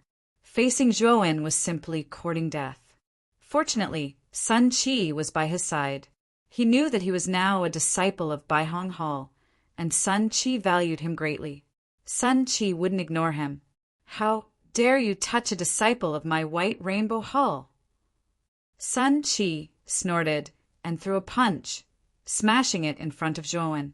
The moment the punch death sacrifice sword, a terrifying heavenly way power force rippled, and then formed a powerful vortex. It actually squeezed on Juoin. The death sacrifice sword was blown away, and Juoin had retreated. However, he was still hit by the aftershock of the punch. Blood flowed from the corner of his mouth, and he was slightly injured. A mere ant in the death enlightenment state actually has such powerful combat strength. You must have a big secret. Sun Qi snorted coldly, took a step forward, and rushed straight over, punching toward Juoin, every punch erupting with terrifying heavenly Tao energy. Juoin could only rely on the death sacrifice sword to barely resist Sun Qi's attack. He was secretly shocked by Sun Qi's strength. Although Sun Qi was only a heavenly way master, he was much stronger than Sakyamuni. In particular, the heavenly way power used in each of his punches was much more terrifying than the naughty Shiva's. Juoin was instantly at a disadvantage. Sun Qi became more and more shocked as the battle went on. If he was facing an ordinary death enlightenment state cultivator, he would have killed him with one punch. However, the white-clothed young man in front of him had actually withstood more than 10 moves from him. Although it was because of the death sacrifice sword, it was already very amazing. An ordinary death enlightenment state cultivator could not do this. Thinking of this, Sun Qi felt that Juoin must have a big secret. He must kill him, then take his spirit ring and check it. On the space-time roulette, Bloodscale sat cross-legged and silently looked at Juoin, who was at a disadvantage. He had no intention of making a move. I say, you should be the king of the Devouring Clan, right? I smell the aura of the Devouring Clan on you. The green-haired mummy looked bored as he watched the battle between Juoin and Sun Qi and casually asked Bloodscale. Bloodscale's pupils shrank. He looked at the green-haired mummy with vigilance and said coldly, Who are you? How can you sense the aura on my body? Bloodscale was shocked. He had completely restrained the aura on his body. Even a second step, Tao confirming realm cultivator, could not see his true identity. However, the green-haired mummy in front of him could see his true identity at a glance. It meant that this mummy was not simple. You are not qualified to know who I am. Even the ancestor of your devouring clan is like a fart in front of me. Only the 12 ancestors of sorcery can enter my eyes. I have seen the birth of the 12 ancestors of sorcery and then fall. The green-haired mummy snorted coldly. Bloodscale was a little disdainful, but he did not refute. He thought that the green-haired mummy was bragging. The 12 ancestors of sorcery were experts respected by all races in the ancient, desolate heaven realm. They were the real kings of all races.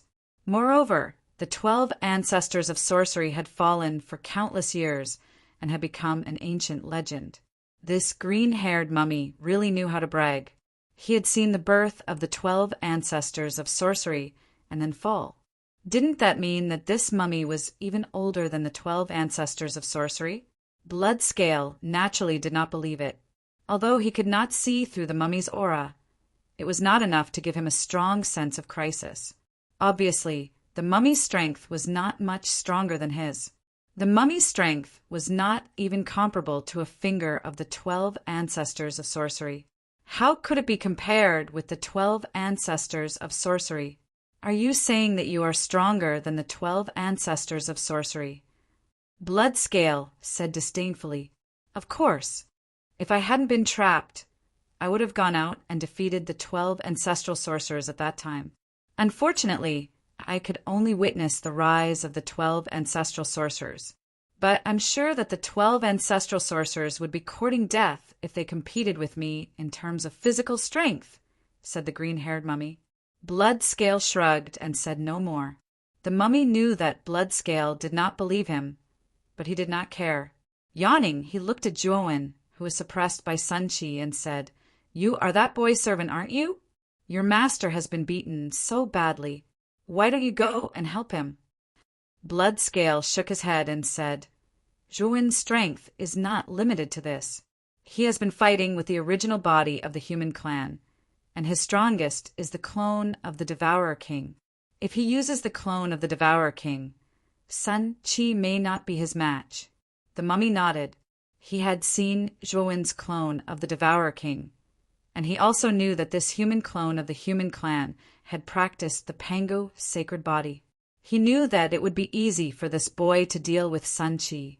However, this boy had not shown his clone. Obviously, he had his own plan. Boom! Juowen was sent flying by a punch. Sun Qi grinned and looked at Juowen as if he was looking at a dead man. "Next time when you are reincarnated, remember not to be too arrogant." As Sun Qi spoke, he quickly approached Juowen. His right fist, which was ready to strike, blasted toward Juowen like a furious dragon. Chapter 26-29. Heavenly Tao, level formation Sun Qi loudly shouted and abruptly turned around. Immediately, he discovered that a black-clothed young man had unknowingly appeared in front of him and fiercely threw a punch towards his chest. Boom! Sun Qi was too close to the black-clothed young man. When the young man's fist hit his chest, he reacted. Unfortunately, it was too late. Sun Qi arched his waist, and the shadow of a fist appeared on his back. Then an invisible, ring-shaped air wave swept out like a storm. Sun Qi spat out a mouthful of blood and was suddenly sent flying backwards like a helpless, withered leaf. What happened? In the distance, Sakyamuni, who had been watching, was bewildered by the sudden change. Then he saw the black-clothed young man's face, and his eyes were filled with fear. The black-clothed young man who had ambushed Sun Qi looked exactly the same as Juowen. It's Devourer's clone. Damn it. How did that kid cultivate his clone to this level? Sakyamuni remembered Devourer. That year, he and Tai Ching had paid attention to the heavenly armor star mainly because of Devourer. At that time, he and Tai Ching hadn't gotten Devourer, so Juowen had taken advantage of him. However, at that time, Tai Ching had protected Juowen, so Sakyamuni couldn't attack Juowen. It had only been several hundred years, but Juowen's human body had cultivated at a terrifying speed. His cultivation base had reached the death comprehension realm.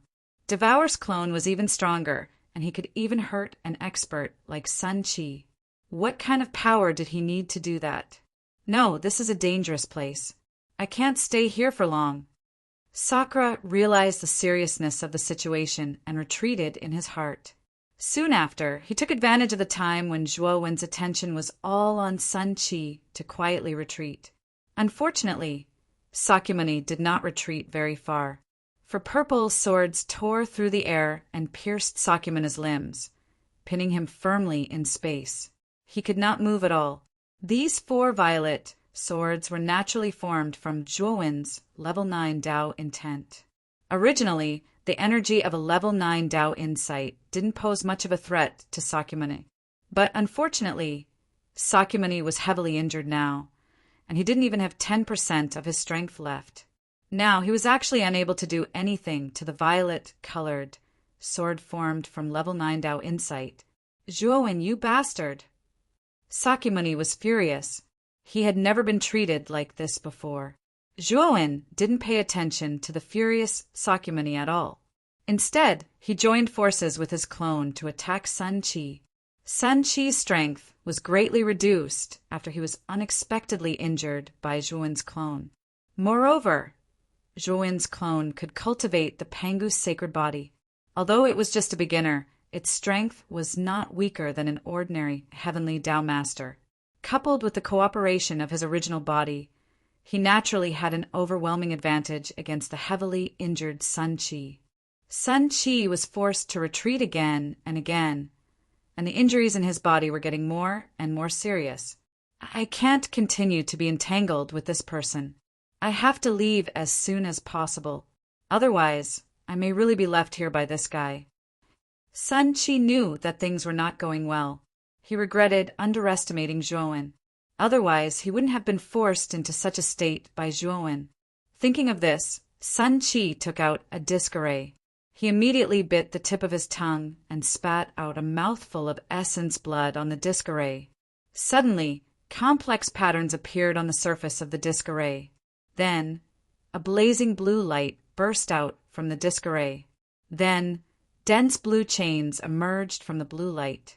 Every single blue chain was over 3 meters thick, and the surface of the chain was engraved with dense inscriptions that he could not understand. These inscriptions radiated with mysterious energy. The blue chains swept out at an extremely fast speed. In an instant, Zhuowen's sky, ground, front, back, left, and right were all sealed. Moreover, these blue chains didn't seem to be inanimate objects. Every time Zhuowen tried to escape through a gap between the chains, a thicker chain would suddenly emerge from the gap and attack Zhuowen through the gap. Moreover, these blue chains were extremely sturdy. Zhuowen could only see some marks on the surface of the chains when he used the death sacrifice sword. As for his clone, it was even more helpless when it encountered these chains. After all, when the clone's physical body, which he was most proud of, hit the chains, these chains completely neutralized the clone's strength in a soft way. It didn't make much progress at all. It's useless. This is a heavenly Tao formation heavenly lock. Even if a heavenly Tao expert is trapped in this heavenly lock, they won't be able to break free for a while, let alone you. Sun Qi stood outside the heavenly lock. His face was already pale and bloodless. He looked at Zhuowen with great fear and said coldly, Sun Qi had expended a great deal of energy. First, Zhuowen's sneak attack had injured his foundation. Then, Zhuowen's main body and doppelganger had joined forces to pin him down, causing his injuries to worsen. Right now, Sun Qi was probably only able to display a third of his combat strength. I've underestimated you this time. You can actually injure me so badly. Your clone clearly doesn't have any Taoist rhyme aura. How can it have such powerful strength? Sun Qi looked at Zhuowen inside the heavenly lock. He was extremely curious about the clone beside Zhuowen. When this clone was fighting, it didn't reveal any Taoist rhyme aura from beginning to end, but its strength was surprisingly terrifying. Zhuowen frowned slightly and looked at the blue chains around him. These blue chains were too sturdy. Zhuowen couldn't break free at all. Not only did you make me waste a heavenly Tao divine pill, but you also forced me to take out a heavenly Tao formation. You deserve to die today. Sun Qi was flustered and exasperated. Whether it was the divine pill that he fed Sakyamuni or the formation that he took out now, they were the only precious things he had on him. Now, in order to deal with a death enlightenment state cultivator, he had used them all. This was definitely a great loss for Sun Qi. If the other disciples of Baihong Hall knew about this, Sun Qi would definitely be ridiculed. Thinking of this, Sun Qi's killing intent towards Zhuowen became even more intense. Explode! Sun Qi's hands formed a seal. His eyes were ferocious. Immediately, the blue chains in the heavenly lock began to expand. A vast and powerful aura was constantly emerging from the blue chains. Boom! When the blue chains expanded to the extreme, they burst out with a dazzling brilliance. The terrifying energy swept through everything as if it was going to destroy the world. Zhuowen's figure was completely engulfed by the terrifying, explosive energy. His figure could no longer be seen. Chapter 2630. Universal Teleportation Talisman.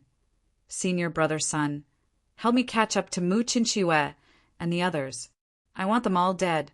Only then can I vent the hatred in my heart, Sakyamuni said coldly. Sun Qi frowned slightly and nodded. He did not particularly care about Yao Xiangjuan and the others, but he was a little concerned about Mu Qinxue.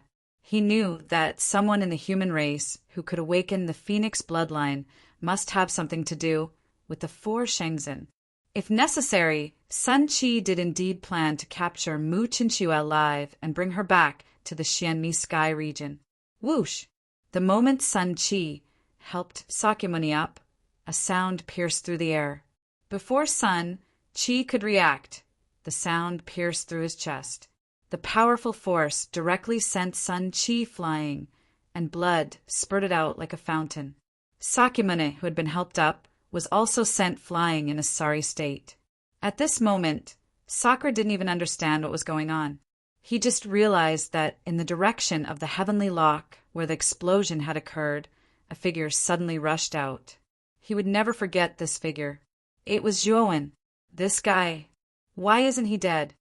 Sakyamuni only had time to think this.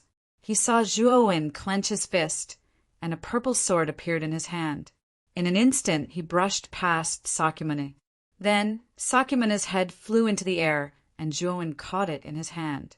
At the same time, Zhuowen's momentum did not decrease. He rushed toward Sun Qi, who was flying backward. He planned to kill Sun Qi as well. Sun Qi's pupils shrank as he felt a great sense of danger. He immediately flicked his finger and took out a talisman from his spirit ring. This talisman was his most precious treasure. It was called the Universal Teleportation Talisman. Within 10 breaths of time after crushing this talisman, his speed could surpass the speed of light. Sun Qi's eyes showed a hint of pain.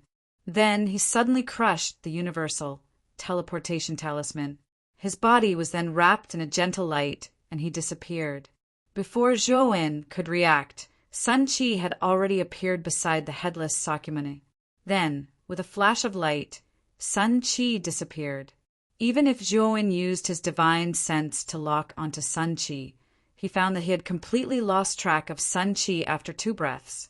Now, Zhuowen's divine sense was definitely more powerful than that of the heavenly Tao Master. Under the effect of the Panga banner, his divine soul was constantly strengthening and expanding. Just now, the distance that Zhuowen could radiate was enough to cross an entire heaven domain. However, Sun Qi had escaped from Zhuowen's divine sense in 2 breaths of time. This meant that Sun Qi had crossed an entire heaven domain in 2 breaths of time. What a terrifying speed! Sun Qi is indeed an expert from the Xianmi heaven domain. Although he is only the heavenly Tao Master, he has so many trump cards.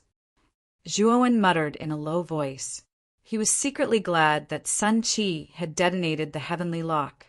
If he hadn't detonated the heavenly lock, Zhuowen would have had to go through a lot of trouble to escape.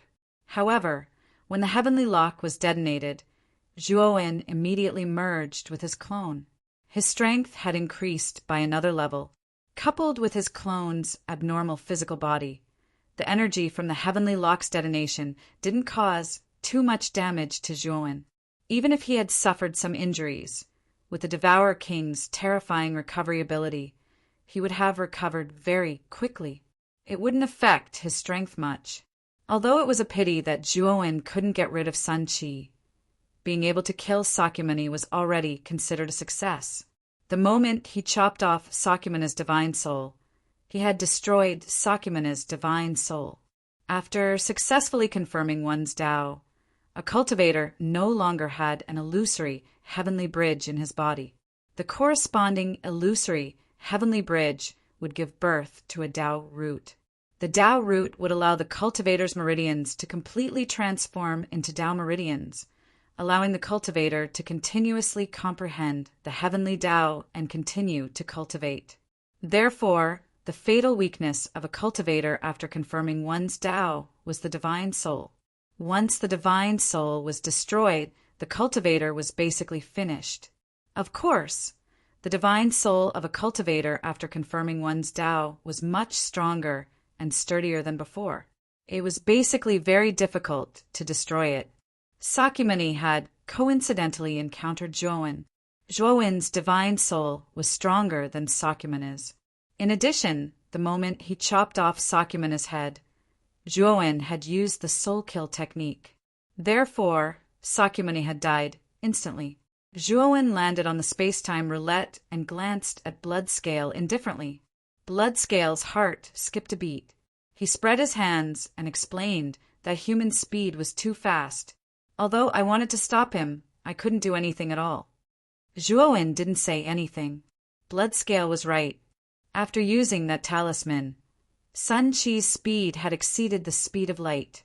Even if Bloodscale was at his peak, it might have been possible. However, now it was impossible. Bloodscale, this is the phagocytosis. Take it back. Zhuowen took out a pile of fragments from his spirit ring and threw them to Bloodscale. Bloodscale looked at the fragments on the ground. His eyelids twitched uncontrollably. He suppressed the anger in his heart and said, "Who destroyed the phagocytosis? No, the phagocytosis is the inheritance of my devouring clan's ancestor. It's incomparably sturdy. Who can destroy it?" Zhuowen pointed at the green-haired mummy behind Bloodscale and said, "If you're not convinced, look for the one behind you." Bloodscale was startled. He immediately turned his head and looked at the mummy with extreme hostility. At the same time, he was somewhat shocked. He knew very well how sturdy the phagocytosis was. Even at his peak, he couldn't destroy the phagocytosis. However, this disgusting mummy had destroyed it. It was clear that this mummy wasn't simple. "Little guy, it's just a primordial grade divine tool. Do you have to treat it like a treasure? You should know that I've destroyed a transcending, heaven-grade divine tool in the past. Do I have to treat such a trashy divine tool so seriously?" The mummy shrugged. "I'll fight you to the death. This is the sacred object of my devouring clan. I won't allow you to insult it," Xuelin said as he rushed towards the green-haired mummy. Unfortunately, the green-haired mummy knocked Xuelin to the ground with a single punch. Following that, the green-haired mummy kicked Xuelin around. Zhuowen looked at Bloodscale, who was like a child in front of the mummy. His gaze became more serious. He realized that the mummy's strength was even more terrifying than when it was in the ominous vein. Was it because it had absorbed the ominous aura of the ominous vein? In any case, Bloodscale was at the primordial grade at his peak. Although he was only a half-step heavenly Tao, Lord now, because of the devouring king's bloodline, his strength was comparable to a peak heavenly Tao Lord. Even so, Bloodscales couldn't even withstand a single attack from the green-haired mummy. If it wasn't for the fact that the mummy didn't have any killing intent, Bloodscale would have been killed long ago. In the end, Bloodscale walked back in disappointment. He looked at the green-haired mummy with resentment and fear in his eyes. "Hey, Green Hat, where did you come from? Are you related to Pangu?" Zhuowen suddenly asked. Chapter 2631. Ho, E Divine Erozhuin felt a little helpless. This green-haired mummy definitely had an extraordinary origin, and it was suppressed by the Pangu banner. It must have something to do with Pangu, but this mummy just refused to admit it. Zhuowen still did not understand why this green-haired mummy wanted to follow him. With its strength, even in the Xianmi heavenly domain, it was probably a top expert. It was strong enough to stand firm in the Xianmi heavenly domain. "Kid, your blood-stained horn is not simple. I will teach you a chant. You can use this chant to control the blood-stained horn," the green-haired mummy suddenly said. Zhuowen was stunned and took out the blood-stained horn. Speaking of which, he had obtained the cultivation method of the Pangu sacred body from this blood-stained horn. He had only used it as a jade slip to record information. He had never thought that it could be a weapon. Seeing Zhuowen's hesitation, the green-haired mummy said lightly, "If you don't trust me, you don't have to learn it." "I will learn it," Zhuowen said lightly. Zhuowen felt that ever since the green-haired mummy knew that the Panga banner had chosen him, it no longer had any hostility towards him. In fact, it even had a sense of closeness. However, Zhuowen wasn't sure why. The green-haired mummy nodded and passed the chant to Zhuowen through his divine will. There were not many words in this chant, but Zhuowen could not understand any of them. He looked at these densely packed words as if he was looking at an astronomical number. However, the green-haired mummy's divine will read all these complicated words to Zhuowen, and it repeated them several times. Although Zhuowen did not know the meaning of these chants, he remembered the pronunciation of the chant and unconsciously recited it. Suddenly, a terrifying murderous intent gushed out from the blood-stained horn. Zhuowen bore the brunt of this murderous intent. When he came in contact with this murderous intent, he groaned and kept retreating. Bloodscale was even worse off. The killing intent sent him flying out of the space-time roulette. He stared at the blood-stained horn in shock. He had never felt such a terrifying killing intent before. It simply made his scalp go numb. Just how many living beings had to be slaughtered to produce such a terrifying killing intent? Zhuowen opened his eyes and looked at the blood-stained horn in front of him. He saw that the blood-stained horn was releasing more and more killing intent, and it was becoming more and more terrifying. Moreover, Zhuowen had an indescribable feeling in his heart. It was as if the killing intent released by the blood-stained horn could be gathered at a certain place according to his will. Thinking of this, Zhuowen directed his killing intent at Bloodscale. Bloodscale felt his scalp go numb as he stared at the blood-stained horn. He could feel the threat of death looming over him. It was as if the blood-stained horn was released, he would die without a doubt. Plop! "Master, please spare me." Bloodscale no longer had the courage to face the blood-stained horn. He actually knelt on the ground and trembled all over. "Quickly put it away." The green-haired mummy snorted coldly and immediately grabbed the blood-stained horn and took it off. Suddenly, the terrifying killing intent disappeared. Bloodscale collapsed on the ground and wiped the cold sweat on his forehead. Zhuowen also collapsed on the ground. He was shocked to find that most of the divine power in his body had been sucked out. His body was full of fatigue. "It seems that it's too early for you to use this thing. If you had continued just now, your divine power would have been completely absorbed by it, and your life would have been in danger." The green-haired mummy muttered. Zhuowen swallowed a few elixirs and slightly recovered his spirit. Only then did he look at the blood-stained horn in the mummy's hand with lingering fear. Zhuowen had never thought that this ordinary blood-stained horn would be so terrifying. That killing intent was definitely the most terrifying killing intent Zhuowen had ever seen. It was actually able to suppress Bloodscale to the point of kneeling and begging for mercy. It could be seen just how terrifying this killing intent was. What the hell is this? Just the killing intent is so terrifying. If it was really used, wouldn't it be even more terrifying? Zhuowen said with lingering fear, "This is an arrow. It was used by Ho-Yi, a powerful figure in the Wizard Age, to kill the three-legged crow. It is called the #1 arrow in the Untainted Land. It is extremely terrifying." The green-haired mummy said indifferently, "It's an arrow?" Zhuowen looked at the blood-stained horn. He really could not tell that it was an arrow. However, the horn was indeed about the length of an ordinary arrow. Moreover, the tip of the horn was dripping with blood. He was afraid that he might have used it to kill the three-legged crow. This arrow is enough to kill many powerful figures. It's a pity that there is only an arrow and no bow. It can't display the grand scene of Ho-Yi killing the three-legged crow. The green-haired mummy said with some regret. Zhuowen rolled his eyes. He could not control the arrow, let alone Ho-Yi's bow. Needless to say, he definitely could not pull it.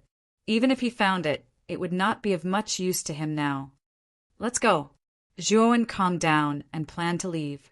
He was still a little worried about Mu Qinshue and the others. After all, he did not completely kill Sun Qi. What if Mu Qinshue and the others came looking for Sun Qi? You're afraid that Sun Qi will find trouble with your friends, aren't you? You're worrying too much. That guy's injuries are very serious, and your wife has the Phoenix bloodline. She's not a simple person. She can't take them down. Now, go take a look at the Seuss temple. I think it might be related to the mythological era. The green-haired mummy said. The mythological era? You know about the mythological era? Zhuowen looked at the green-haired mummy in surprise. The green-haired mummy sneered.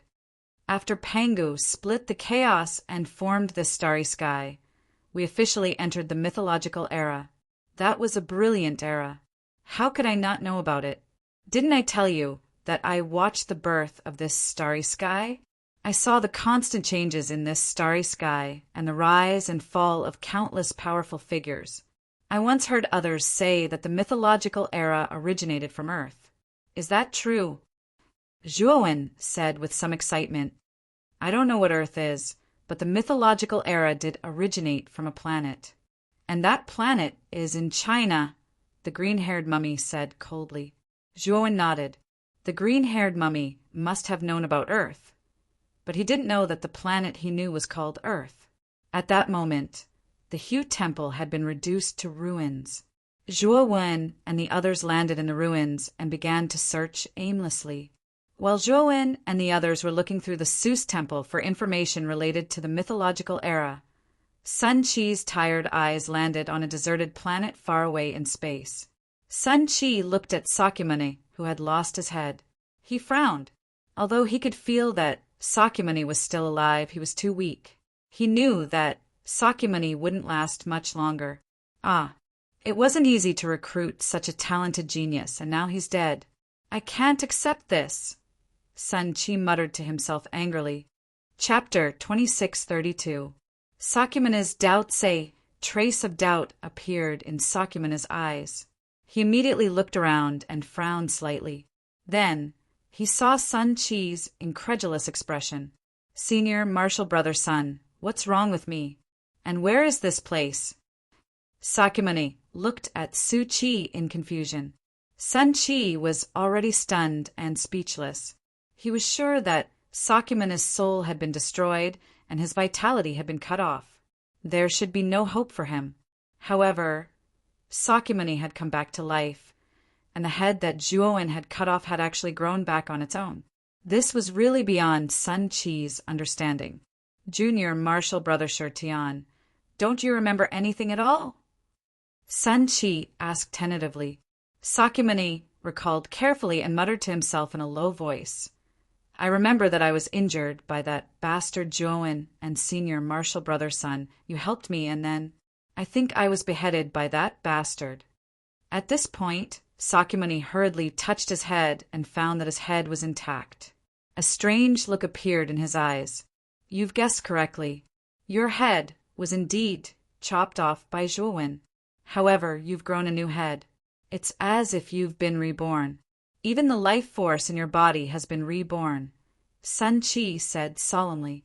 He guessed that Sakyamuni probably had a strange ability to regenerate his head even when his soul had been destroyed and annihilated.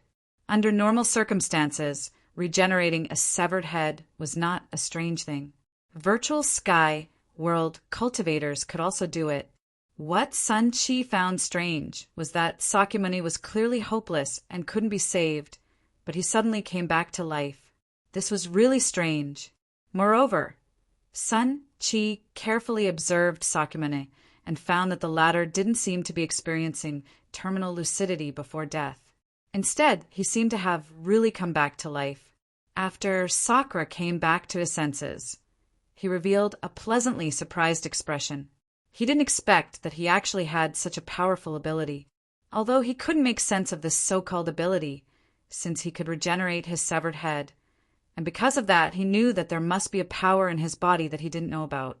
Although he was very interested in the phenomenon of resurrection, He also knew that with his current cultivation, he was afraid that he would not be able to figure it out. He could only wait until he became stronger in the future. Perhaps this hidden ability in his body would slowly surface to the surface. Junior brother Shirtian, what is the background of that Zhuowen? How can he be so powerful? Qi. Thinking of Zhuowen's abnormal strength, Sun Qi still had some lingering fear. Although he wasn't invincible among the masters of the heavenly law, he was at least far stronger than ordinary masters of the heavenly law. Unexpectedly, he was still defeated by Zhuowen. What was even more terrifying was that Zhuowen had just comprehended the death realm.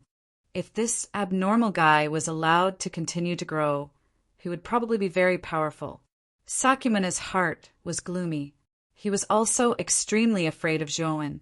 He didn't expect that Zhuowen would progress so quickly. He had already become so powerful that he and Sun Qi couldn't do anything to him. There should be a huge secret on this brat's body. Senior brother Sun, can you inform the White Rainbow Hall to send some experts over and completely annihilate this Zhuowen?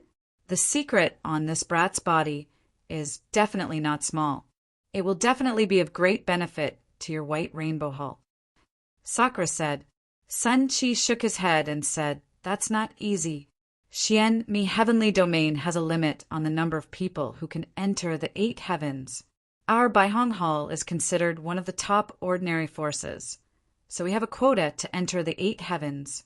It's impossible to send other cultivators over. Why is that? Sakyamuni asked curiously.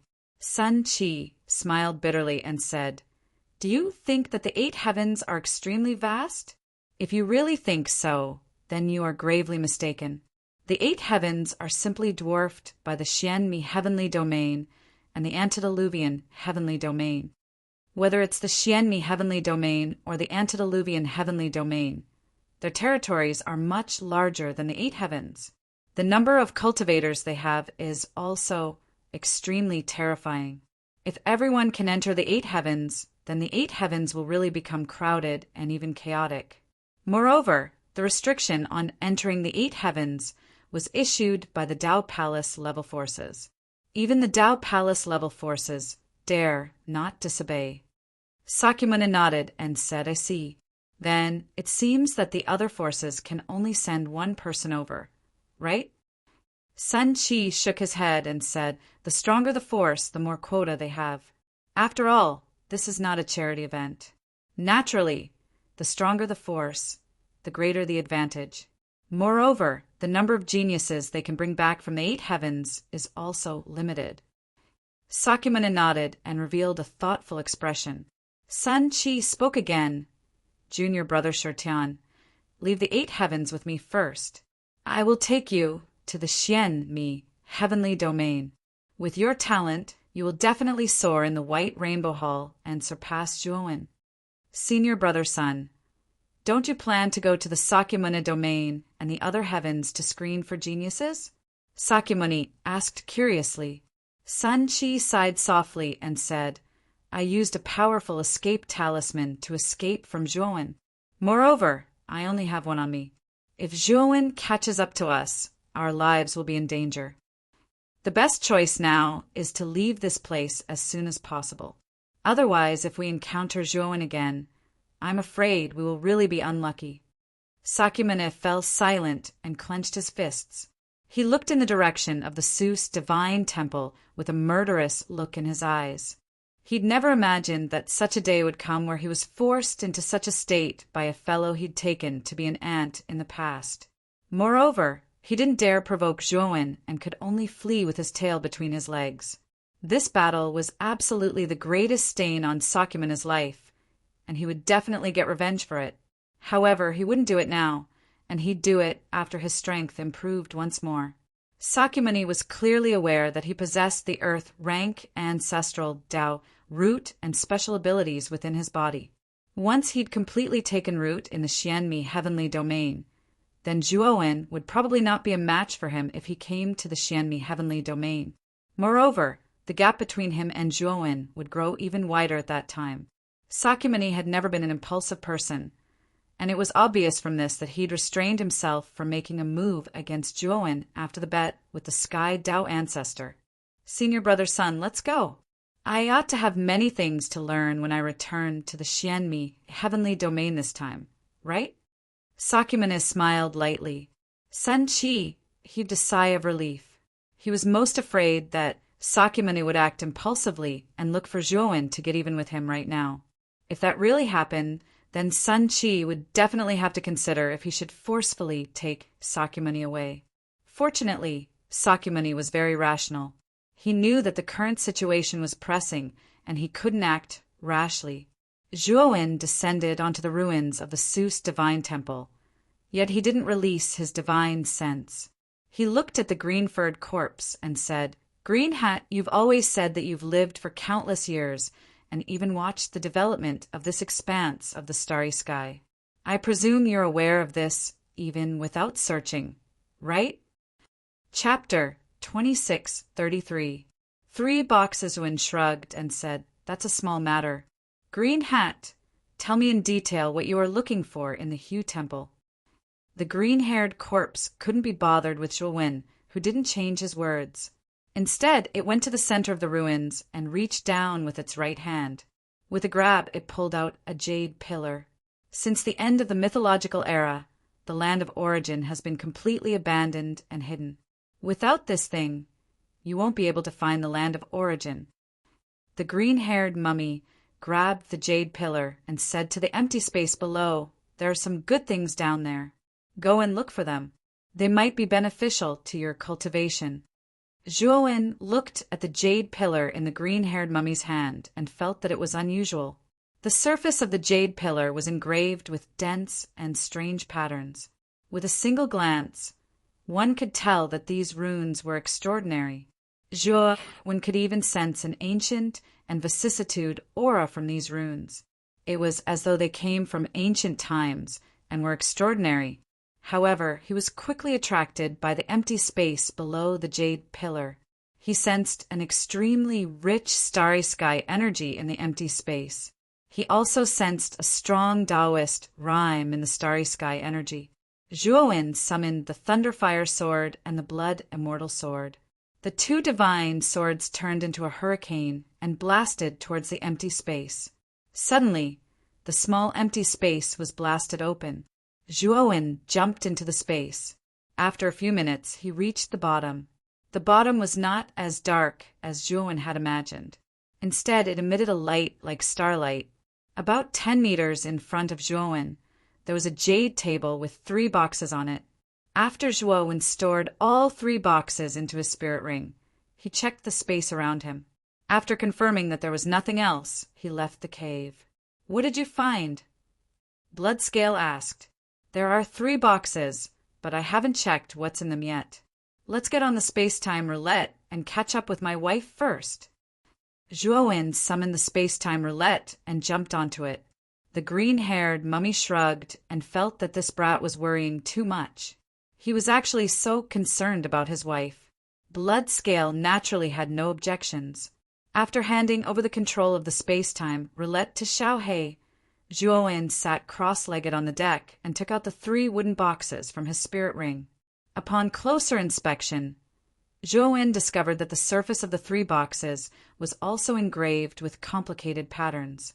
They had the same ancient aura as the patterns on the surface of the jade pillar. Zhuowen opened the first box, and suddenly a gust of wind roared out. Zhuowen couldn't help but take a few steps back. He was surprised to find that this gust of wind contained extremely terrifying starry sky energy fluctuations. His gaze fell on the box and found that there were 2 milky white stones inside. Each stone was about the size of a quail egg and looked very inconspicuous. However, because the aura of these stones was too terrifying, the weight of these ordinary stones in Zhuowen's heart suddenly increased. These should be the best quality spirit stones in your 8 heavens. The starry sky energy contained within them far surpasses any spirit stones in your 8 heavens. You only need to absorb half of this spirit stone to reach the grand circle of the comprehending death realm. If you can successfully break through the life and death realm, The remaining half-spirit stone can also raise your cultivation to the pinnacle of the life and death realm. The green-haired mummy explained. Zhuowen nodded. This spirit stone was a blessing for cultivators below the Tao confirming realm. Zhuowen's advancement was already much more difficult than ordinary cultivators. He was still a distance away from the comprehending death realm. He knew that if he relied on the starry sky energy of the 8 heavens, he didn't know how long it would take to reach the pinnacle of the comprehending death realm. But now, this spirit stone just solved Zhuowen's urgent need. Moreover, the life and death pill was a Tier 9 spirit pill. As a Tier 9 alchemist, Zhuowen was not unfamiliar with refining the life and death pill. After returning to the Wind Snow Palace, he planned to collect a large number of materials for the life and death pill and start refining a large number of life and death pills. However, these large number of life and death pills were naturally not for the cultivators of the Wind Snow Palace, but for himself. He knew that he was different from ordinary cultivators. Ordinary cultivators only needed 1 life and death pill to fuse the 2 spirit powers of life and death and smoothly advance to the life and death realm. However, Zhuowen was different. The difficulty of his advancement was too high. 1 life and death pill might not be enough. Therefore, he planned to refine more life and death pills. Even if he couldn't use them all, he could put the excess life and death pills in the Wind Snow Palace as a reward for completing a task. Since the first box contained such an extraordinary spirit stone, Zhuowen started to look forward to the next 2 boxes. Of course, if the remaining 2 boxes also contain this kind of spirit stone, Zhuowen would really be speechless. Spirit stones were very useful for cultivators below the Tao confirming realm. However, once a cultivator reached the Tao confirming realm, what they needed for their cultivation was not spirit stones, but the heavenly Tao origin energy. Of course, the essence of the heavenly domain origin energy of the 8 heavenly domains was the heavenly Tao origin energy. This was also the reason why many previous heavenly domain lords were able to successfully reach the Tao confirming realm and enter the Xianmi heavenly domain. If they didn't have the heavenly domain origin energy, it would be impossible for them to successfully reach the Tao confirming realm. Of course, once they succeeded in reaching the Tao confirming realm, the heavenly domain origin energy of the 8 heavenly domains would not be enough for them to cultivate. Therefore, they basically chose to leave the 8 heavenly domains and enter the Xianmi heavenly domain. Opening the second box, Zhuowen let out a sigh of relief. This box did not contain the previous spiritual consciousness, but an irregular crystal filled with Tao charm. This crystal was only the size of a thumb. There were dozens of them in this box, and each of them was filled with a strong Tao charm. These are heavenly Tao origin crystals. Each of them is of high quality. I didn't expect there to be so many of them. Blood Scale suddenly came in front of Zhuowen and stared at the crystal in the box. Zhuowen reacted. This was the first time he had seen this kind of crystal. However, this was not the first time he had heard of heavenly Tao origin crystals. He knew that this was something used for Tao confirming realm cultivators to cultivate. It had the same effect as spirit stones for void sky cultivators. Tao confirming realm cultivators could plunder the heavenly Tao origin crystals for the heavenly Tao origin crystals they needed to cultivate. Moreover, from Bloodscale's eyes, Zhuowen could see that the heavenly Tao origin crystals in this box were of extremely high quality. At least, even Bloodscale showed such a surprised expression. Zhuowen put away the box, and Bloodscale stared at Zhuowen's right hand with exaggerated eyes. His eyes were full of reluctance. Chapter 2634. Extravagant. Heavens, it's actually a special grade heavenly law origin crystal. This is a very rare item, and there are actually 40 of them in this box. Bloodscale cried out involuntarily. Is this kind of thing really that rare? Zhuowen really couldn't stand Bloodscale's shouting. Bloodscale's breathing was heavy, and it took him a while to calm down. Of course, heavenly law origin crystals are precious to begin with, and high-grade and special-grade ones are even rarer. I've cultivated for countless years, but I've never obtained a special-grade Heavenly Law Origin crystal. The best I've obtained is a high-grade Heavenly Law Origin crystal, and I've only obtained one, and it was after countless hardships. Thinking up to here, Bloodscale couldn't help but look at the 2 boxes in Zhuowen's hands. He felt as if his worldview was about to collapse. Such rare, special-grade, Heavenly Law Origin crystals had actually been obtained by Zhuowen, and he had obtained 40 of them in one go, whether it was in the Desolate Heaven Domain or the Xianmi Heaven Domain.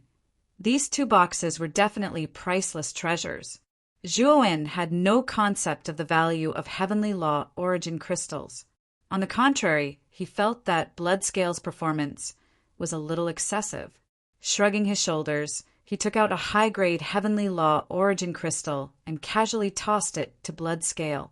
What realm can this Heavenly Law Origin crystal help you recover to? Bloodscale was taken aback, but soon revealed a look of ecstasy. He said, "This high-grade Heavenly Law Origin crystal can help me recover to the Heavenly Law Master realm. If Master can give me a few more high-grade Heavenly Law Origin crystals, I still have hope of recovering to the Tao Yuan Master realm. At that time, I will be even more helpful to Master." Speaking up to here, Bloodscale revealed a flattering smile. Zhuowen had never seen this before. After all, Bloodscale was the king of the Devouring clan, and he had his own pride and dignity. In the past, this fellow had never spoken a single word to him. Now he was showing such a flattering smile because of a high-grade Heavenly Tao Origin crystal. This made Zhuowen realize that the high-grade and special-grade Heavenly Tao Origin crystals in his hands were definitely extraordinary items. They would definitely be very useful after he reached Tao affirmation.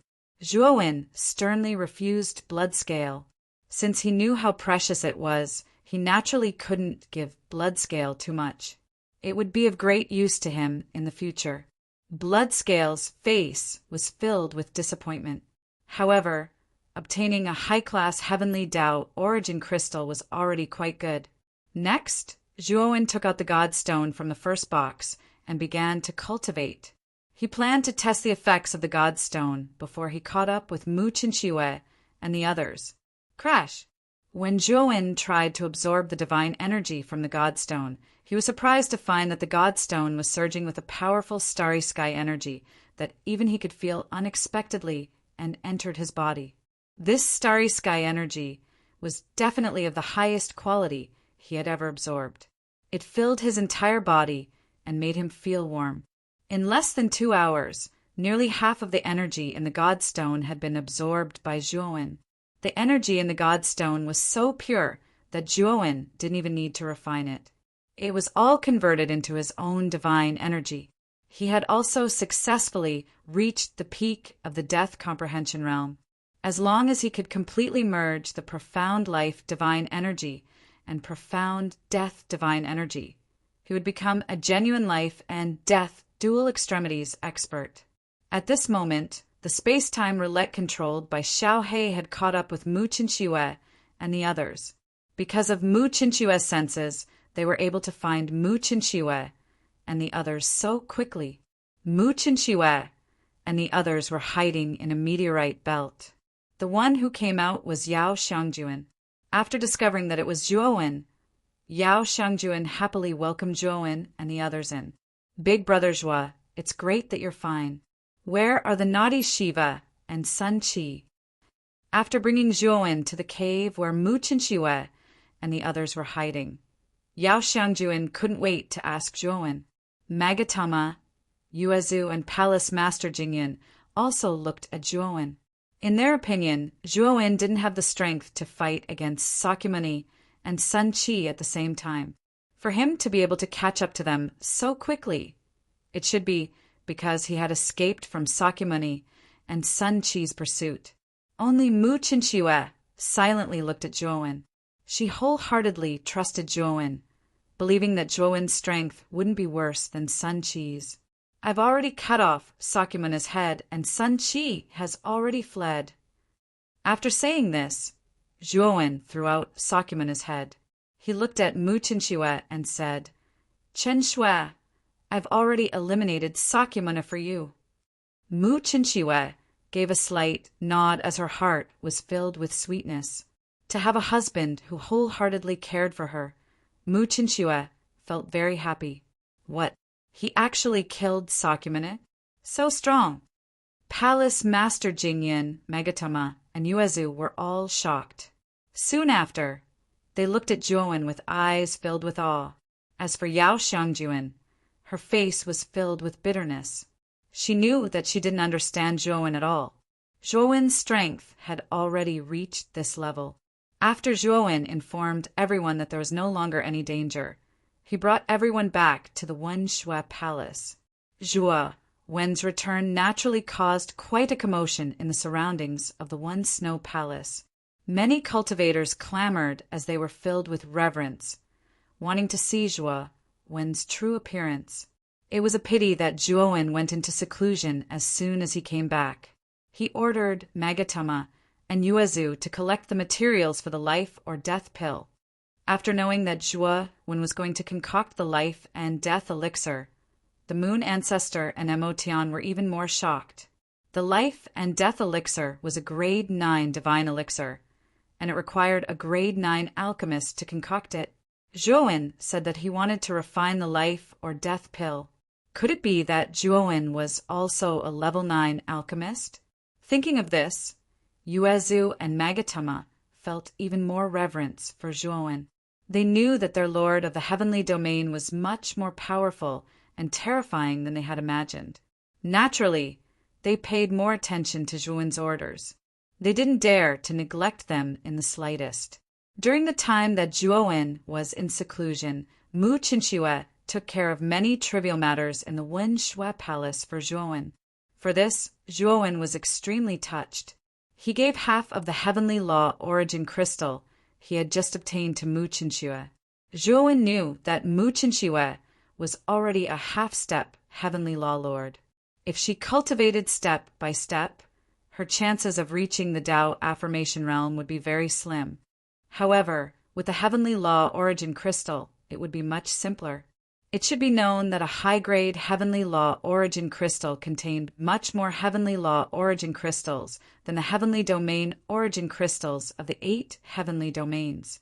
If a half-step heavenly law lord used a high-grade or special grade heavenly law origin crystal to cultivate, they would be able to break through.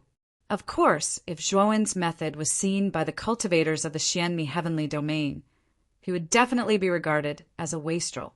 Generally speaking, first-step Tao affirmation cultivators basically used low-grade heavenly law origin crystals to cultivate. Only some wealthy cultivators could afford to use mid-grade heavenly law origin crystals. Using high-grade heavenly law origin crystals to cultivate was already an extremely extravagant thing. This was because most of these crystals were used by second-step Tao affirmation cultivators. Chapter 2635. Pangu, sacred body in the blink of an eye. 3 months had passed. During these 3 months, Zhuowen had been in a state of seclusion. In the gloomy room, Zhuowen slowly opened his eyes. The terrifying flames that covered his body were slowly extinguished. In front of him was a huge alchemy furnace. At this moment, the flames at the bottom of the furnace had also extinguished. From the top of the furnace, a refreshing medicinal fragrance wafted out. Zhuowen's eyes suddenly sharpened. Then he slapped the alchemy furnace with his right hand. A crisp sound came from the alchemy furnace. The lid of the alchemy furnace opened, and dozens of elixirs flew out. These elixirs were black and white, and they were filled with the strange aura of life and death. They were the level 9 life and death elixirs. Zhuowen took out a jade bottle and placed all the life and death elixirs that had just come out of the furnace into it. His face revealed a satisfied expression. During these 3 months, Magatama and Yuezu had been searching for the ingredients for the life and death elixir.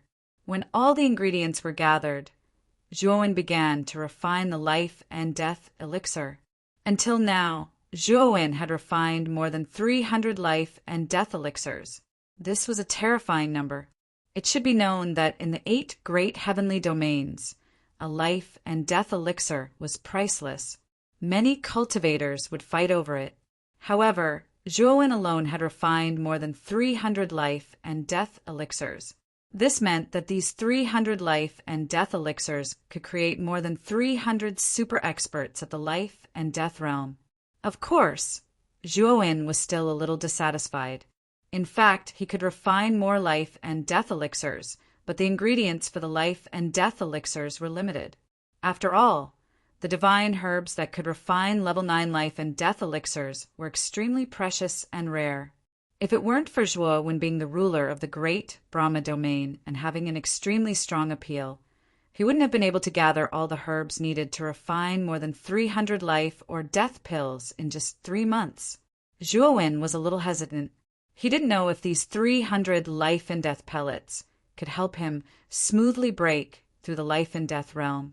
Suddenly, a terrifying aura rushed over from the corner of the room. Immediately, a figure slowly stood up from that corner. This figure was none other than Zhuowen's clone. At this moment, the star of fire between the black-clothed Zhuowen's eyebrows was extremely blazing. It flickered with a dazzling red light, as if there was a scorching flame burning and churning in the depths of the star of fire. Originally, the flame star on Zhuowen's forehead was extremely dim. If one didn't look carefully, they wouldn't be able to see the mark of the flame star. But now, the star of fire between the black-clothed Zhuowen's eyebrows was burning fiercely, as if there was a ball of fire burning in the depths of the star. The fiery star was the symbol formed after Zhuowen's doppelganger merged with the Zhurong worm. It also meant that he was qualified to cultivate the Pangu's sacred body. Now, the fiery star seemed to be real and was burning fiercely. Obviously, Zhuowen had officially started cultivating the Pangu's sacred body. At the same time, the moment he officially started cultivating the Pangu's sacred body, an ancient and vicissitude divine thought was transmitted to his divine soul. This divine thought was cold and ruthless. It sounded like the sound of metal being knocked on. It was emotionless. From this divine thought, Zhuowen knew the true cultivation level of the Pangu sacred body. Of course, Zhuowen's Pangu sacred body was still incomplete. This was because the true Pangu sacred body required the collection of the 12 ancestor sorcerers' venomous insects and merging them into one's body to achieve the Pangu sacred body. Zhuowen had only merged with the Zhurong worm. It was a bit difficult to say that he had the Pangu sacred body. However, the code he cultivated was indeed inherited from the Pangu sacred body. In the future, it was only a matter of time before he collected the other ancestor sorcerers' venomous insects. After all, he had the Pangu banner and the Pangu sacred body. Other people might be able to get the ancestor sorcerer's venomous insects to cultivate the ancestor sorcerer's body, but they could never merge with other ancestor sorcerer's venomous insects. Otherwise, they would definitely explode and die. However, Zhuowen was qualified to merge with many ancestor sorcerers' venomous insects. This was Zhuowen's advantage. In the divine thought, the Pangu sacred body was the same level as the sorcerer tribe. The sorcerer tribe was divided into 9 stars. They were 1-star heaven wizard to 9-star heaven wizard. Above heaven wizard was the ancestor sorcerer's body, which was 1-star heaven wizard to 9-star heaven wizard. Naturally, there were only 12 spots for ancestor sorcerer. Only those who were lucky enough to get the ancestor sorcerer's venomous insects could cultivate to become ancestor sorcerer. Ancestor sorcerer's strength was far beyond that of heaven wizard and human tribe cultivators of the same level. Zhuowen cultivated the Pangu sacred body. Although he only had the ancestor sorcerer's body now, his strength was stronger than the ancestor sorcerers of the same level. After all, the Pangu sacred body was far more powerful than any code of the sorcerer tribe. It deserved to be called the strongest code. During these 3 months, Zhuowen tried to let the black-clothed Zhuowen absorb the high-class Heavenly Law Origin Crystal. Zhuowen was pleasantly surprised that the black-clothed Zhuowen's strength was increasing when he absorbed the high-class Heavenly Law Origin Crystal. It seemed that the sorcerer tribe also used the Heavenly Law Origin Crystal for cultivation. After consuming 10 high-class Heavenly Law Origin Crystals, the black-clothed Zhuowen barely reached the beginner level and reached the 1-star Pangu's sacred body. Zhuowen did not have many Heavenly Law Origin Crystals with him. Moreover, he had given half of them to Mu Qinxue. He only had 20 high-class and special-class Heavenly Law Origin Crystals with him. This time, in order to let the black-clothed Zhuowen reach the beginner level of the Pangu's sacred body, he had spent half of the high-class Heavenly Law Origin Crystals. Even Zhuowen felt the pain in his heart. Of course, the results were indeed a pleasant surprise for Zhuowen. After attaining the 1-star Pangu's sacred body, the black-clothed Zhuowen's strength increased a lot. Zhuowen estimated that if he were to face Sun Qi again, his clone would be able to kill Sun Qi with one punch. It could be said that neither the 1-star Heaven Sorcerer nor the Heavenly Law Master was a match for Zhuowen. The black-clothed Zhuowen might not necessarily be at a disadvantage when facing an expert at the level of Master Daoyuan. This was the terror of the Pangu's sacred body. If he encountered an expert like Primordial Chaos Master, who was at the 3rd minor realm of the first step of Dao validation, the black-clothed Zhuowen might not be a match for him. However, Zhuowen was confident that he could at least escape from such an expert. Zhuowen looked at the remaining 10 high-class Heavenly Law Origin Crystals in the box. He knew that even if the black-clothed Zhuowen absorbed all 10 high-class Heavenly Law Origin Crystals, it would be impossible for him to advance further and reach the 2-star Pangu's sacred body. The 1-star Pangu's sacred body alone had consumed 10 high-class Heavenly Law Origin Crystals. The resources required for the 2-star Pangu's sacred body were definitely several times, or even dozens of times more than the 1-star Pangu's sacred body. Perhaps only the special class Heavenly Law Origin Crystals can continue to improve the Pangu's sacred body. Zhuowen frowned slightly. He only had 20 special class Heavenly Law Origin Crystals in total. Moreover, from Bloodscale's attitude, he could see that the special class Heavenly Law Origin Crystals were extremely precious. Chapter 2636. Advancing to the extremities of life and death after careful consideration, Zhuowen decided to use the special grade Heavenly Law Origin Crystal to increase the strength of his doppelganger. These were troubled times. Putting aside the fact that the cultivators of the Xianmi Heavenly Domain were about to arrive, Zhuowen did not know how long the seal at the gap in the Origin Heaven Domain could last. Whether it was the Xianmi Heavenly Domain or the Origin Heaven Domain, Zhuowen maintained an extremely high level of vigilance. In the eyes of these 2 heavenly domains, the 8 heavens were more like sacrificial lambs for the competition between the 2 heavens.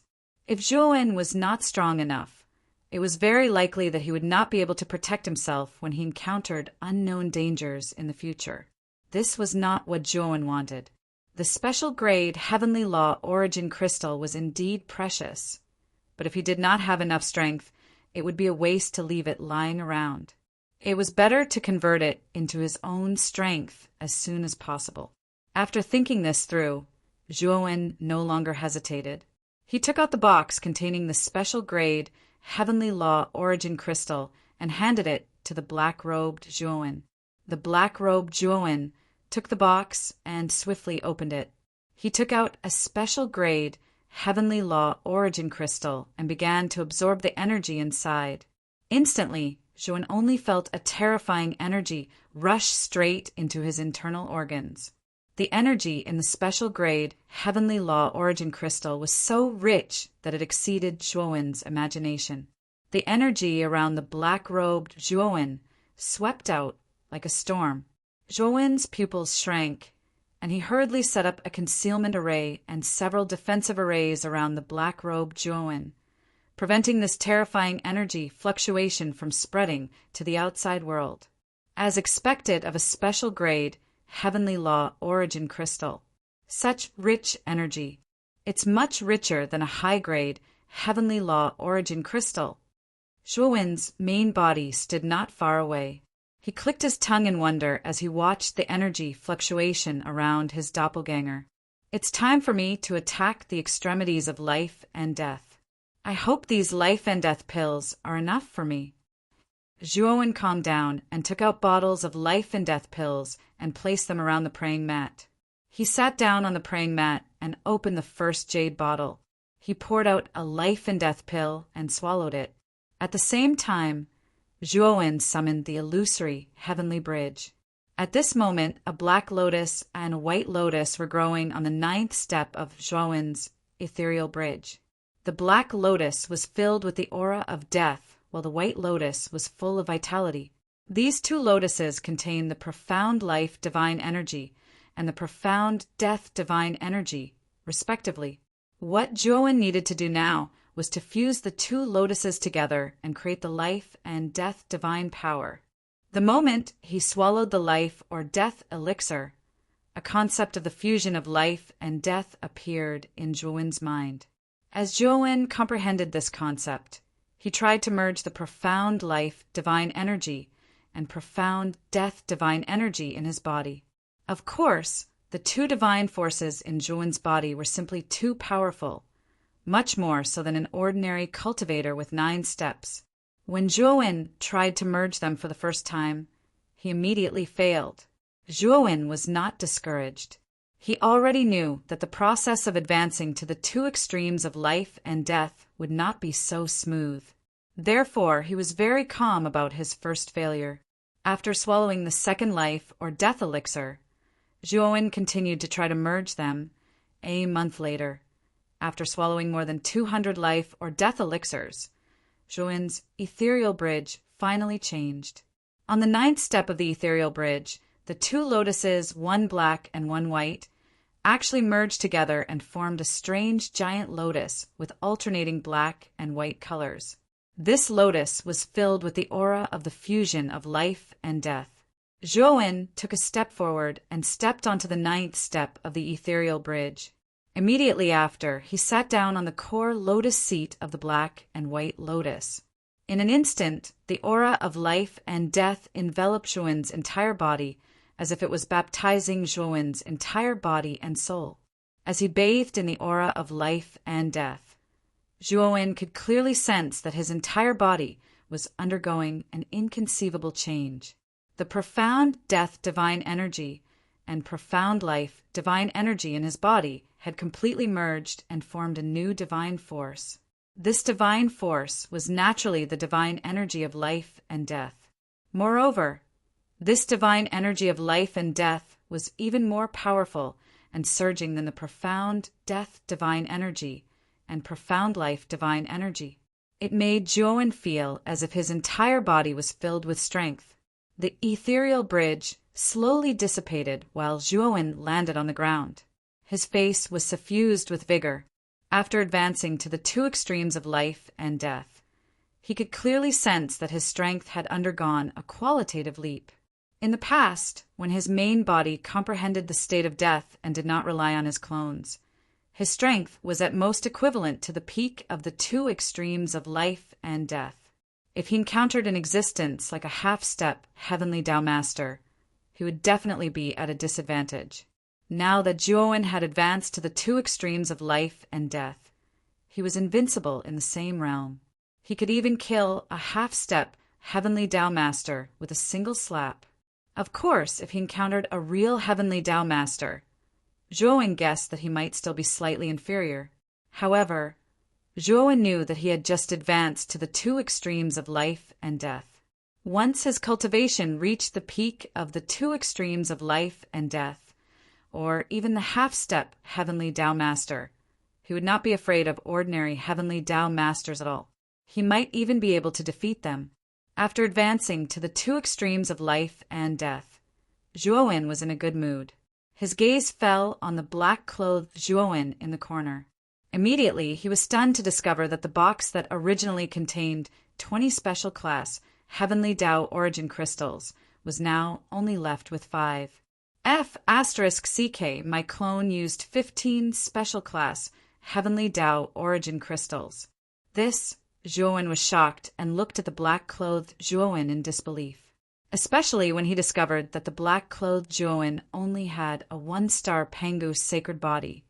Zhuowen's heart almost collapsed. That was 15 special class Heavenly Tao origin crystals. Yet his clone had not advanced to a 2-star Pangu sacred body. The energy required to advance to a 2-star Pangu sacred body was too terrifying. However, Zhuowen was slightly comforted by the fact that although his clone had not advanced to a 2-star Pangu sacred body, the flaming star between his eyebrows was even more blazing than before. Moreover, the clone's aura was much stronger than before. Obviously, he should have reached the peak of the 1-star Pangu sacred body realm and was not far from the 2-star Pangu sacred body realm. After the special class Heavenly Tao origin crystals in the clone's hand were used up and turned into countless white fragments, he grabbed another special class Heavenly Tao origin crystal under his painful gaze. Looking at the box that only had 4 special class Heavenly Tao origin crystals left, Zhuowen's heart ached even more. After the clone used up the 16th special class Heavenly Tao origin crystal, Zhuowen's sharp eyes noticed that a second flaming star had split out next to the flaming star between the clone's eyebrows. However, this flaming star was extremely dim and there was only half of it. Compared to the first flaming star, it was not only incomplete, but also dim. Zhuowen's eyes lit up. He knew very well what this half of a star represented. This meant that the clone was about to step into the 2-star Pangu sacred body realm. Every time the Pangu sacred body advanced to a star, an additional star would appear between the eyebrows, which represented the level of the Pangu sacred body.